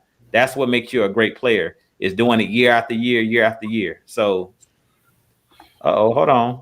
Wait a minute. We have a 49.99. Look, you ain't dropped no question. Hey, we appreciate the stupid sticker, boy. You better go and drop a question right there, boy. You paid your $49.99. Appreciate that, man. God good, man. God good. That's all I say about that, man. Exactly. Yeah, but consistency. That's it. Just to go back to it, just being consistent. That's what the team needs to do to get on the road and take it one game at a time. Because I know we've at least I've looked at the schedule going forward. We had the Giants, we have the Washington football team, and then the Jets. You just want to take it one game at a time. So win a game. That's the way you get on the road. You got to win one to create a winning streak. If you can't win one in a row, then you can't create that momentum. So it's all about momentum. So can they carry over, the progress that we had in the game against the Bucs? Can they carry that over into this game against the Giants? because that's what it's about. Usually younger players are inconsistent. So we're going to see if these young players can be consistent, carry over, some of the good things we've seen them doing this last game. Can they carry it over to this week and continue that through this long 17 game schedule? My bad, Drew. What you just said reminded me of one of the greatest movie lines I've ever seen from one of my favorite movies, Major League. When Coach Lou Brown said, "We win one game, that's one game. We win 2 in a row, that is 2 in a row. If we win 3 games, that is a winning streak." Yeah, man. You got to win one though first. You can't do nothing until you win one. Exactly. Shout out to the Atlanta kid, man. Atlanta kid, shout out to you, man. Yeah, like I said, you got Scott Man Stunt and Bobby Boys on 3 said the same thing and agree with all of us. Consistency and depth is the key. But that comes with patience. Like that's the thing. Like you can't, from game to game. One thing that we got to keep in mind, and that's why we keep saying patience, and what we as a crew are looking for are those small things that a lot of people don't see. And we're talking about the coaching adjustments, because that's going to, from game to game. So like that's the first game. A lot of people just so worried about what we were doing and, we didn't pass the ball enough. Well, he's setting up the next game. As play callers, what coaches are trying to do is get you to think about something. They want you to think about the run so they can, in the next game, do something else. You know what I'm saying? Like we did in game 2 against the Bucks. We didn't see the Wildcat in the first game. You see what I'm saying? Next game, we probably have a completely different game plan where we spread everybody out, use Cordero Patterson more like a wide receiver rather than a running back. And then you got guys like Gallman who may get active. We have Carji Olsen who's still on the practice squad. We have Mike Davis who Mike Davis might be that single back. We might spread them out. So these are the things we're talking about. Different adjustments from week to week. We didn't see that with Dan Quinn. It was the same stuff every week. We already knew he was going to run dig routes. Everybody who ever played the Falcons knew that Julio was going to run a dig route. We knew that Calvin was going to run a dig route. We knew that everybody was going to run it. Everybody, you get a dig route. You get a dig route. You get a dig route. Everybody going to get a dig route. We know that. But right now, we don't know what we're going to get from Arthur Smith. I can honestly say, I don't know what the hell he's thinking.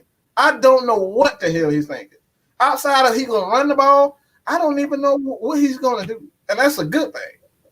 Mm-hmm. Drew said it. Creativity. He said that last show. Creativity. You got to be creative, man. You, like I said, you got to use those concepts. Like I said, I want to see more bunch formations. I want to see more levels concepts. I want to see some spacing.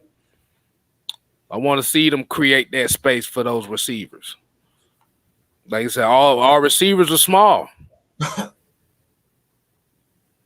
You got to find creative ways to get them open because they get that press coverage. We don't, like I said, we have no confidence in them in press coverage. So you got to find different ways to do it.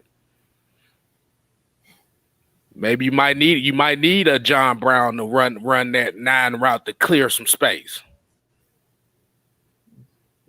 Hey, it's just a wait and see here now. You want to explain this one to Asia?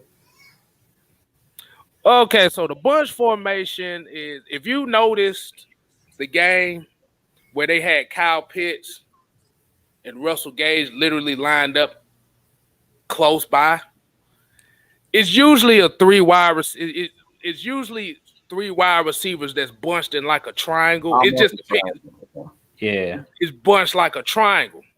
But what you do with that is you use that formation to clear space for either the interior receiver, tight end, whoever's playing that.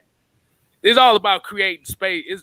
It's about creating chaos with the defensive back's mind, because you don't know if they're going to be crossing. You don't know if you're going to have that one hook route and you got that wheel route going, Or you could have one guy clearing out going to 9, and you might have that dig route, that 5-yard crossing route coming that could lead with a corner. Like I said, we have to see more of that. And that's why I say I feel like we haven't really seen the full extent of this playbook just based on what it's been from a week-to-week basis. So, like I said, you'll see. Like I said, if you see 3 wide receivers literally bunched up, literally look like they bunched up together, that's what I'm talking about. And an importance of the bunch routes, like you were saying, KStylzz, just to add on to it, is to create that doubt in the defender's mind of who I'm covering. Because if you're in man coverage, if it's a pick play, it makes it a lot harder to cover it when you're in those bunch routes if you're in man coverage. So a lot of the times you'll see, if you're watching the game, you'll see sometimes a veteran quarterback would just send one of his wide receivers in motion just to see if they're in man-to-man coverage. The way you can tell that is if you see the corner follow the receiver across the field, if he goes in motion, usually that means that the defenders are playing man coverage because they got to follow their man.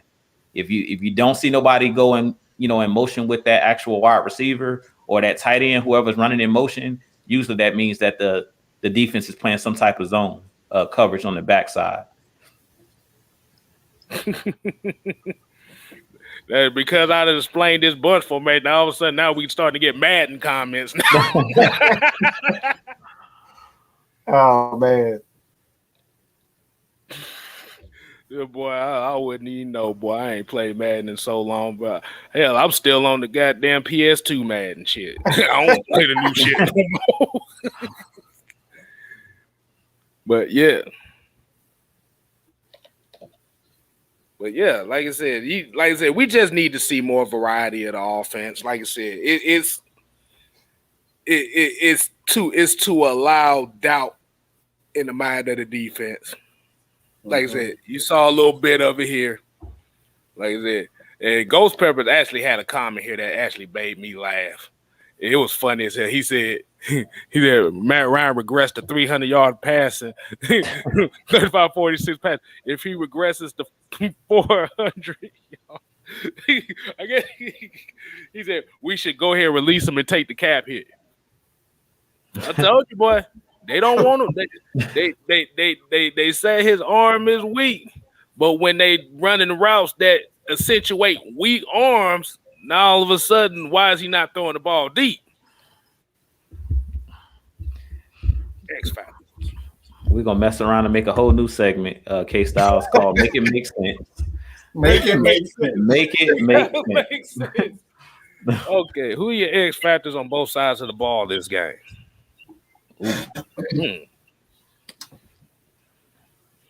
I'll say this. I'm gonna go out on a limb and say this, man.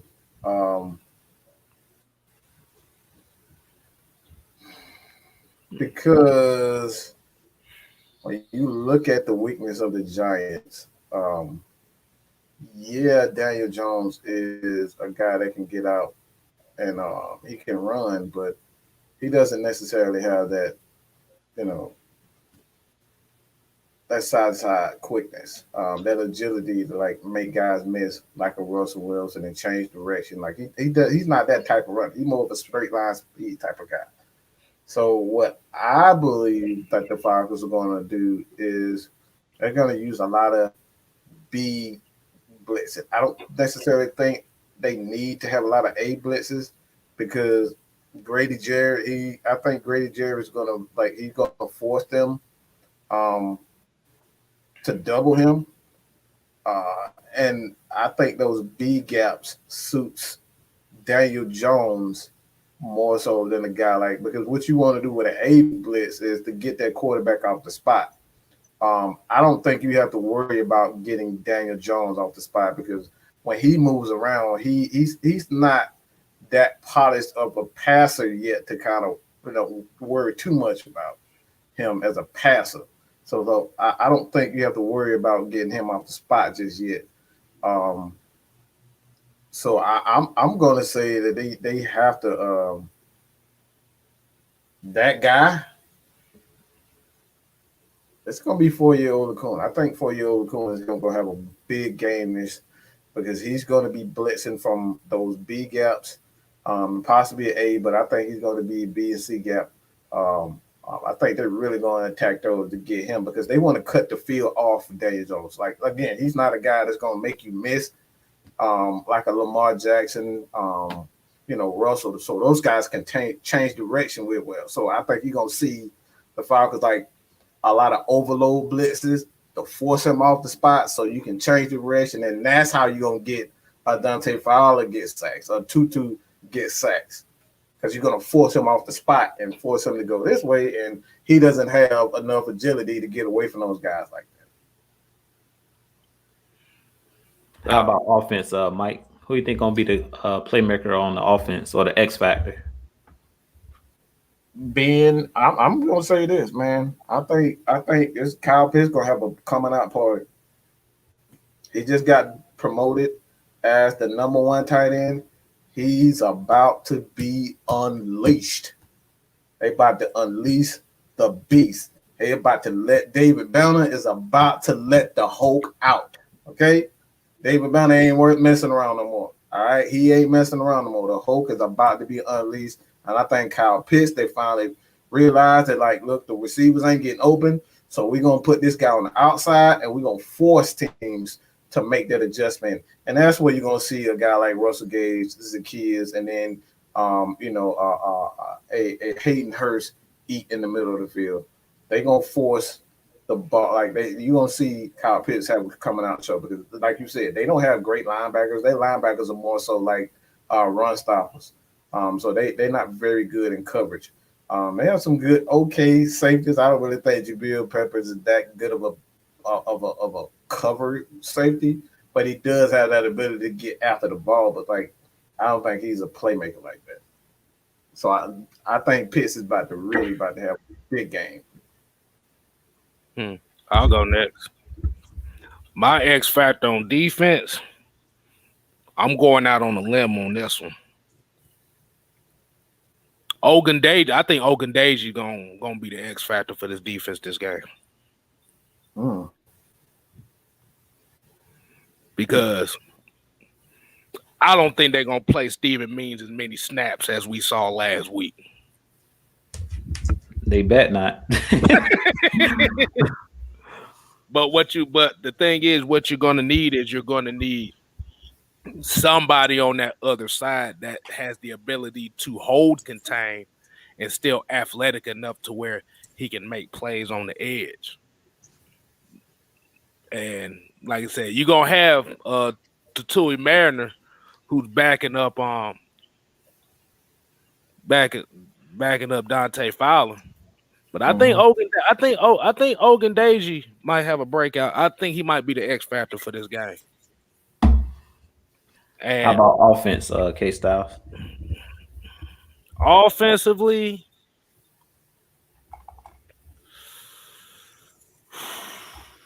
that's a tough one because Mike already said Kyle Pitts, so I can't use that one. And I used Keith Smith last week, and it damn sure didn't work for me. I'm gonna say it like this. I think Calvin really has a bounce back game.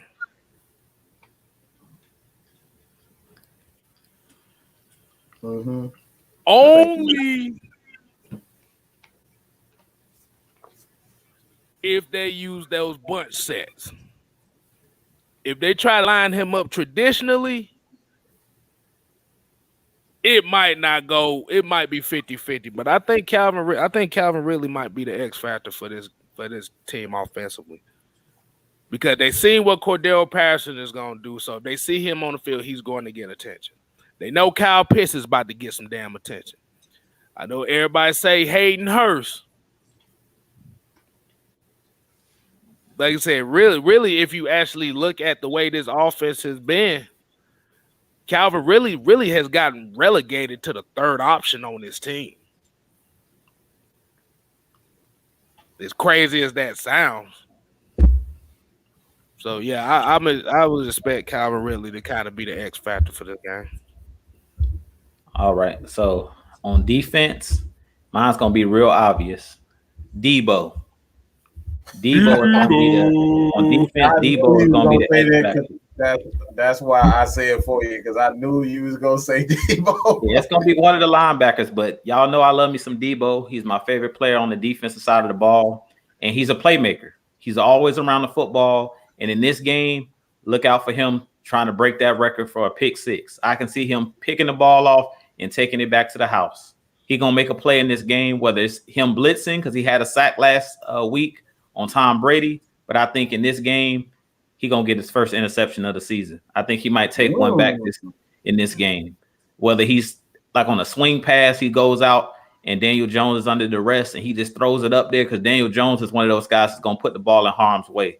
And I can see Deion Jones, him or Foyer gonna have a big game, or both of them may have a big game. But one of those linebackers, because they're the playmakers, like Mike said, one of them are gonna have a big game. On the offensive side of things, I think it's gonna be Cordell Patterson. I think Calvin Ridley, I think Kyle Pitts, like y'all said, both of those guys can have a big game, but I don't care how much they focus on Cordell Patterson. When you're a playmaker, you're a playmaker. And they hand him the ball. It's different from Calvin Ridley. You can't, like, you can roll coverage and stuff like that, but now that they're using Cordell Patterson mainly as a running back, you can't really do nothing because they're going to hand him the football, and he got great vision because he's the kick returner first. So he has that vision where I think that's a little why he's a little bit better than a Mike Davis as far as seeing what hole to go through. He's really slick with his vision, and he hits the hole a lot faster than Mike Davis. To me, Mike Davis takes a while to get going. Cordell Patterson, he's going to hit the hole. He's going to hit it hard, and he's going to go through there fast. So if you're in there, he's not afraid. He's a big dude, 6'2", 230. So I think in this game, he's just proven over the last two games that he's a playmaker. So wait. I want you to rewind that back to me. You said 230? Yeah. Yeah, he's 230. You didn't know that? I thought it was about 250. I thought about 215, 220. I didn't know he's a big guy. He's a big boy. I know he's a big. I know he's a tall ass dude, but God, good Lord, I thought about 220. Shit. Yeah, he a big dude. If he's 220, even 220 though is a big dude. 6'2", 220, 225. I know he's the biggest running back that we have on this team. Right. And I heard somebody saying like they were trying to compare him to the Titans running back, Derrick Henry. I said he's not Derrick Henry, but he has that explosiveness. Like if he hits a hole, like you seen on Sunday when basically Derrick Henry just went got dang on Incredible Hulk mode against the Seahawks. He went Thanos on them and they couldn't do nothing about it. CP has a little bit of that in him. Like he's a playmaker. You give him the ball, he's not looking to go down. Like I heard somebody talking about Calvin Ridley, running sideways and stuff like that, or looking to run out of bounds. When Cordell Patterson gets the ball, I've never seen him tiptoe out of bounds. He's trying to run you over. He's trying to gain yardage. You seen that last week when he stepped out of bounds when he was on the sideline and they were trying to bring him down. He's a load to bring down. So I think those are the two guys in this game. CP, which they also call Flash, and because of his speed, and I'll say Debo. Both of those guys are playmakers. Both of those guys have a quiet confidence about themselves. I don't know if you guys got to see Debo's interview after the game. He has a quiet confidence about himself.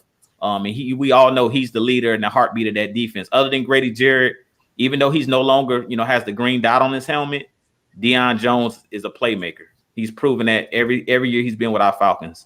So I expect him and Foyer to ball out in this game.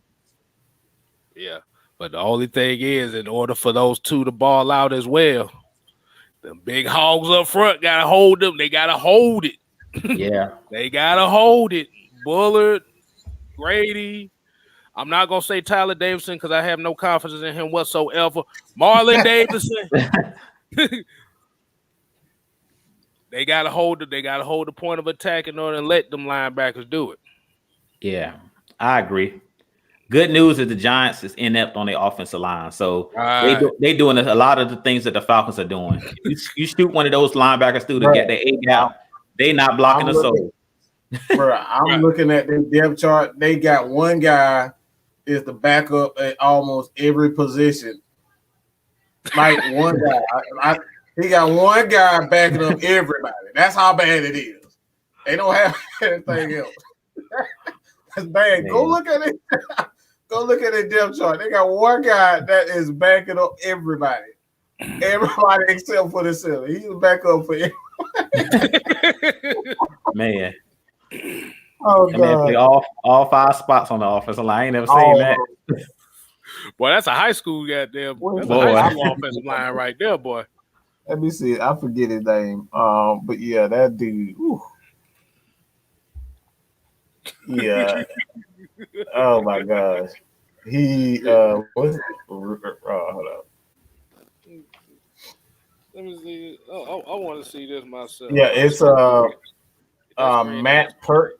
Oh, Yeah, Pert. I'm about to say. I know you ain't about to say Matt Percocet. I'm about to say, boy, man, that offensive line, they gonna need some Percocets. So they got two guys on IR, and Matt Pert is the backup at tackle, guard, and the other right tackle. So yeah, the other guys, they in trouble if anything happened.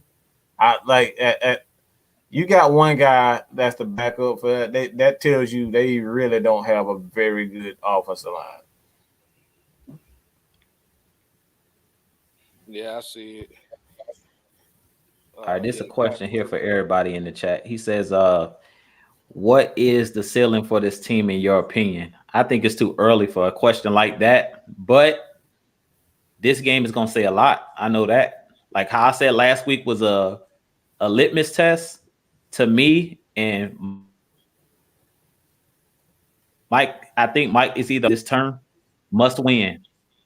This right here is a must win game because we've already played 2 NFC teams and we're 0-2. You don't want to fall 0-3 because when it comes down to those tiebreakers at the end of the year, when you're trying to get into the playoffs and you have those tiebreakers, meaning teams that actually beat you head to head, this is a very important game. I don't like to use the word must win, but you can't get out to an 0-3 start. I know it's 17 games and anything can happen, but at this point, you don't want to, you really don't want to go on no losing streaks in general, but losing three games, especially in the NFC South, because right now a lot of the teams are out to a good 2-0. I think the Panthers are 2-0 and the Bucks are 2-0. So we got to start gaining ground on some of these other teams in our division. Yes, we still play the Panthers twice, and we could sweep them and kind of, catch back up that way. But we have to start winning some of these games because when it comes to those tiebreakers, like I said, these teams that we faced, if it comes down to the Giants, if it comes down to the Eagles in the, the other divisions in the NFC East, the NFC West, you want to have those tiebreakers in your back pocket. So we definitely need to win this game. Like, this is a must win for us. We have to win this game. We can't afford to fall 0-3, and that'll mean we've been 0-3 in the NFC so far. Like, we got to start gaining ground. Right. But I won't say what the ceiling is because I think it's still early, and I've seen improvement. So I want to see are we going to continue to improve or are we going to dip back down? Because a lot of the time, like I say, you either stay the same, you go up and down, or you keep rising. And I want to see if this team is going to keep rising or we're going to keep seeing improvement, or are we going to see that up and down, up and down, up and down? And like KStylzz said, are we going to see the game for 60 minutes where we're doing good and playing a solid game throughout the game, consistency? Or are we seeing up and down, up and down? We make a streak like we did in this last game in the third quarter, but then in the fourth quarter, everything fell apart. Like, we got to put 60 minutes consistently together. That's going to say a lot in this game, and that's what I'm looking for. I'm not necessarily looking for a win. Yeah, there you go. I do want us to win, but look, KStylzz just put it up there. 60 minutes. We got to do it for 60 minutes. And we have to, prove that we can do it for 60 minutes. That's the most important thing this week. And I think that was going to be in my keys to victory, KStylzz, because you said it every time last season during our exactly our pregame shows. So in this game, I won't say what the ceiling is because the sky's the limit. We don't know what this team is yet, but we got to do it for 60 minutes. Mm-hmm. I try not to use it too often because that's like one of the most obvious keys that we have to worry about. But every team really is do it for 60 minutes. Right. But hey, at least I got a chance to use the 60-minute picture this time.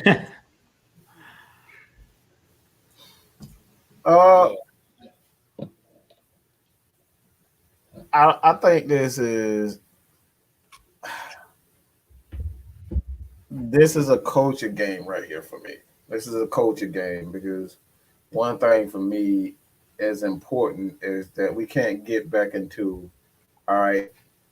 One thing that plagued the Falcons for years is that we played down to the competition and we lost a team we should be massacring.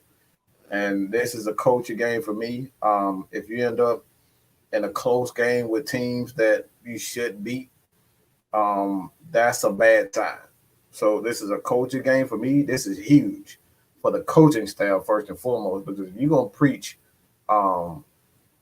accountability and not all this stuff previous before Dan Quinn. You got to beat teams that you should beat, and there's no reason why they should not beat the Giants. The Giants do have a good enough front seven to kind of manufacture some pressure, but that offensive line, like you said, they have major issues on their front line. And Saquon, he is coming from back from an ACL tear. He still had explosiveness, but he's still not Saquon Barkley before injury. So even though he's still a major threat, I think we have the speed and the discipline within our front seven to kind of contain him. But again, I think this is a huge game for the coach's sake, not necessarily the season's sake, but the coach's sake. Because again, if you want to preach toughness, you gotta bust. Look, if Mike Tyson up here, knocking out babies, all right, everybody's like, damn, all right, you knocking out babies. But if he's knocking out grown ass man looking like, you know what I'm saying, like 7 feet tall, 300 pounds, he's knocking out those type of man, he's like, okay, now I'm good. But we gotta knock out the people that we supposed to before we even think, even have as far as the fan base, like, all right, we believe in you now. You just beat this team. Because we know what we can do against Tampa. But have we really changed the culture? Are we really on the right path as far as the organization is concerned? Because we losing you just put up a big, a good game against Tampa, but you turn around and lose to the damn Jets. You turn around and lose to the Giants, team you shouldn't. So that's culture. This is huge for me for the coach's sake. And I also want to say is the Falcons cannot afford to look like Evander Holyfield in that last fight. They can't afford to look like that. No, sir, Bob. I'm sorry. I'm sorry. He cannot be looking like that. I don't know if anybody saw that last Evander Holyfield fight, but this dude tried to throw a haymaker and fell out the ring. We can't be doing that. This is why. This is why this is a must-win game for the Falcons. Oh my God! Yo, go ahead. Just get into final thoughts, man. You can go ahead, you. All right, so we want to thank everybody for tuning in. As always, y'all hit that like button on this video as well. Go over to everybody's channel on the panel. KStylzz, Mad Mike, TalkSports. Hit that like and subscribe. I'm almost at 1,400. So you guys definitely go and continue to hit that subscribe button. We're on the road to 2,000. But like we said, man, we appreciate each and every one of you guys always tuning in. Like I said, we're here to entertain you guys. We're here to give you guys the stats, the facts, and the truth as always. And I'm looking forward to this game against the Giants. Like I said, this is the must win in my book. We can't afford to start 0-3. And like Mike said, accountability. That's what Arthur Smith is, teaching and coaching in that locker room. And like I said, once you start winning games, that's what young players need. That builds their confidence. Like you look at a player like Isaiah Oliver, man, that man did a 360. Like I'm so proud of Isaiah Oliver and the way that he's playing. Like last week, breaking up passes.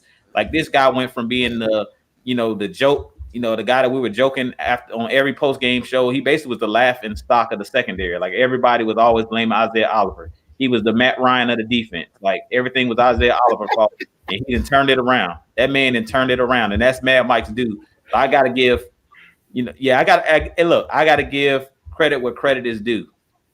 Oliver's definitely like turned it around. He's one of those guys. When I say you got to give it a couple years for guys to develop, Isaiah Oliver is living proof that if you give guys a chance, give those guys like 2 or 3 years to develop, be patient with these guys, Isaiah Oliver might end up getting another contract. I wouldn't be surprised if the Falcons re-sign him because he's really stepping up. Like I said, on that play where AJ Terrell batted the ball and, fell really hard, Isaiah Oliver was back there in coverage and looked like he was in position to make an interception. So, like I said, man, continue to support this team. That's all we ask. If this is your team, if the Falcons are your team, I'm getting tired of other teams coming into our stadium and they having a home field advantage. Let's cheer our team on, man. We need to have a home field advantage. Like, that's something special. The 12th man with the Seahawks and all these other different organizations, the Buffalo Bills, the Craze fans that go out every Sunday and, support their team. We need to do that for our Atlanta Falcons. Win, lose, or draw. We need to go out there, make noise on third downs, help the team, cut off their communication where they can't hear when they're trying to snap the ball, cause them to get a false start penalty. Like, we need to do that for our team. Let's root our team on. They get enough inboxes and negative from all of the other fan bases. So we don't need to, get into the DMs and put all of this negative stuff in there about our team. We need to root our team on because I really think that this team, they have, the sky's the limit. As I said, the sky's the limit. We don't know what this team is, but no matter what, win, lose, or draw, we just need to ride with our team until the wheels fall off. 0-16 or 16-0. We need to ride or die with our team. And I'll leave it at that. KStylzz. Hey, I always say, man, like you said, appreciate everybody tuning in, watching. Like I said, follow your boy 6-Man KStylzz. Or we could shorten it up for 6MK. Follow your boy 6MK over here. It sounds like a video game, don't it? It sounds like a boy group. It sounds like a boy band. It sounds like a boy band group. That's what shit. That shit sounds so weak. But like I said, follow 6-Man KStylzz channel. That's 6-Man with 2 Z's. We definitely appreciate it. Like I said, I'm still on the road to 500. I need 59 of y'all. I need 59 to get to that next goal. Like I said, we appreciate every subscribe that come this way. That's why I said, if you're watching these videos, you don't have to ghost watch. You can hit that subscribe button. You can hit that like button. This is why we always say you leave your questions in the comment sections, and that is where we do our shows and videos from as well. This is what the fan interaction that we do with y'all is. We let y'all determine. We let y'all get y'all thoughts out the way, and like I said, we give our opinions and give you credit on them. But my final take is gonna be here, man. You can't like what you said about about being a Falcon fan. The reality of it is you're not going to change everybody. It ain't even about changing everybody, but it's about putting the conversation out here. Like I said, we here at Atlanta Falcon Nation, we get held accountable. Like I said, and a lot of the Falcon fans get held accountable for everything we say as far as when it comes to Matt Ryan, when it comes to the team and stuff like that. And we hold ourselves accountable what we say, and we stand on it. But the problem is the same people that want to hold that same accountability towards us are the same people that if you question them, now all the excuses, now the accountability is not shown. And that is what makes this fan base look weak, is because we have a lot of people that will not hold themselves accountable as fans or quote fans, that then get mad at somebody for calling them out. Y'all want to get mad that somebody called y'all Two-Face, but y'all doing Two-Face's crap. So that's the best analogy I can say. You can't be saying that you're a true friend and all you do behind their back and in the groups and like, oh, this player suck. Screw it. I give up on the team. I don't care about it. Yeah, look, that like it is what it is. But at the same time, KStylzz just pretty much said it. It's not about trying to force you guys to change your mind. I don't give a flying fuck if you don't support them. I don't give a. I don't care. I don't care about if you, but it's about putting the conversation out there. All right, because we might change one person. If AFN can change one person's mind, you know, hey, Jew, give them y'all line at church at the church. Oh yeah, y'all know. Go ahead. Y'all forgot. Jew's other nickname too is the minister because he be spitting that fire over here, boy. The fiery pits. Fire and brimstone. Tell them. Fire and brimstone, boy. Spitting that fire and brimstone, boy. Y'all motto. Exactly. Give him the motto, Jew. Give him the motto. Give him the motto, Jew. We gotta get it. At my church, saving souls and households one family at a time. One family at a time. That's all. That's what time. Do. Yeah, look, that's all we try to do. That's it. So, like, that's basically what Mike said. We, like I said, it's not about changing everybody, but the thing about it is, don't be trying to tag us and try to hold us accountable for what we saying if you're not ready to receive that same energy. Because it's not just the people that say it, but it's the people that be trying to tag everybody else that's still optimistic about the team. Mm-hmm. This is why we say the Atlanta Falcons fan base, not all the fans, but the majority of Falcon Twitter and people that like to pillow talk. This is why they always say that Falcon fan base is not very good fan base. Can't like I said, you can't have a full nation if everybody's damn divided. Mm-hmm. Simple as that. Simple as that. But for those that are willing to ride with the team, those that still support the team, like I said, AFN is not for everybody. So we got some guys that'll come in here and start pillow talking to other content creators, talking about how we ain't shit and stuff like that. We don't do this for them. We do this for y'all. This is why we say Atlanta Falcons Nation, we are the nation. One band, one sound. Don't always have to agree on everything, but you gotta have the conversation. We don't have the conversation, then the cycle keeps repeating itself. That's all I gotta say on that. I'll end with this. I'll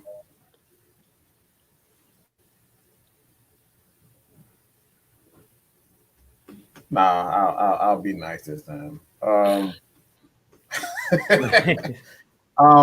hey, man, at the end of the day, like we said before, we truly appreciate everybody and their constant support for us.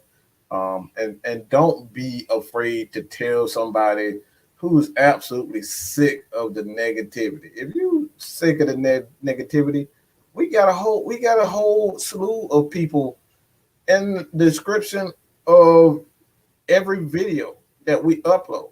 All right, especially on Mad Mike Sports Atlanta Falcons Nation.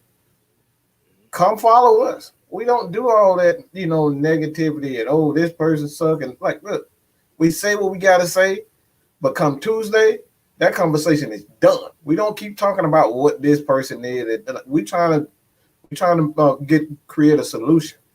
That's what we do here. It's all about creating a solution, getting to the bottom of things. Why this and why that. And we move on. It's all about support. And you guys have continuously supported us through thick and thin. Everybody who donated to the channel, to the Cash App, Jew has one for himself. Jew TalkSports You can check it out on his videos. He have the link there for you guys. Also, KStylzz. If you just want to individually support anyone, Twisted Tea, just everybody on the crew. If you just wanted to support everybody, you can do so at the Cash App. You know what I'm saying? Like I said, y'all already know we're going to give you the opportunity if you want to come on the show on Friday night and just, say what you got to say. And even, I don't know if you guys have paid any attention. We started doing fan takes on Atlanta Falcons Nation. You saw LT. He submitted 2 videos already. So if you want to do, a video, a take on whatever you want, it's your show. Submit it. Send it to me. Send it to Miss Maggie. Send it to KStylzz. It don't matter. We will find a way to put that on the channel. But that's it. All right. The show is all about you guys, and that's the difference between as the song goes, what's the difference between me and you? It's y'all. That's all I got to say about that. You guys continue to support your boy here at AskMADMIKE Sports, Atlanta Falcons Nation, TalkSports, 6-man KStylzz. Hit every one of those guys, the heavy hitters. All right, KStylzz, kick us out the door like Uncle Phil did. Well, so somebody gonna be like this. Ah, who gonna do that? No, nah. But for real though, like I said, we here at AFN, we always say this, man. We ain't here to play. We here to stay. You ain't gotta go home, but you got to get the hell out of here. Oh, wait a minute. It's coming. It's coming. It's coming. It's coming.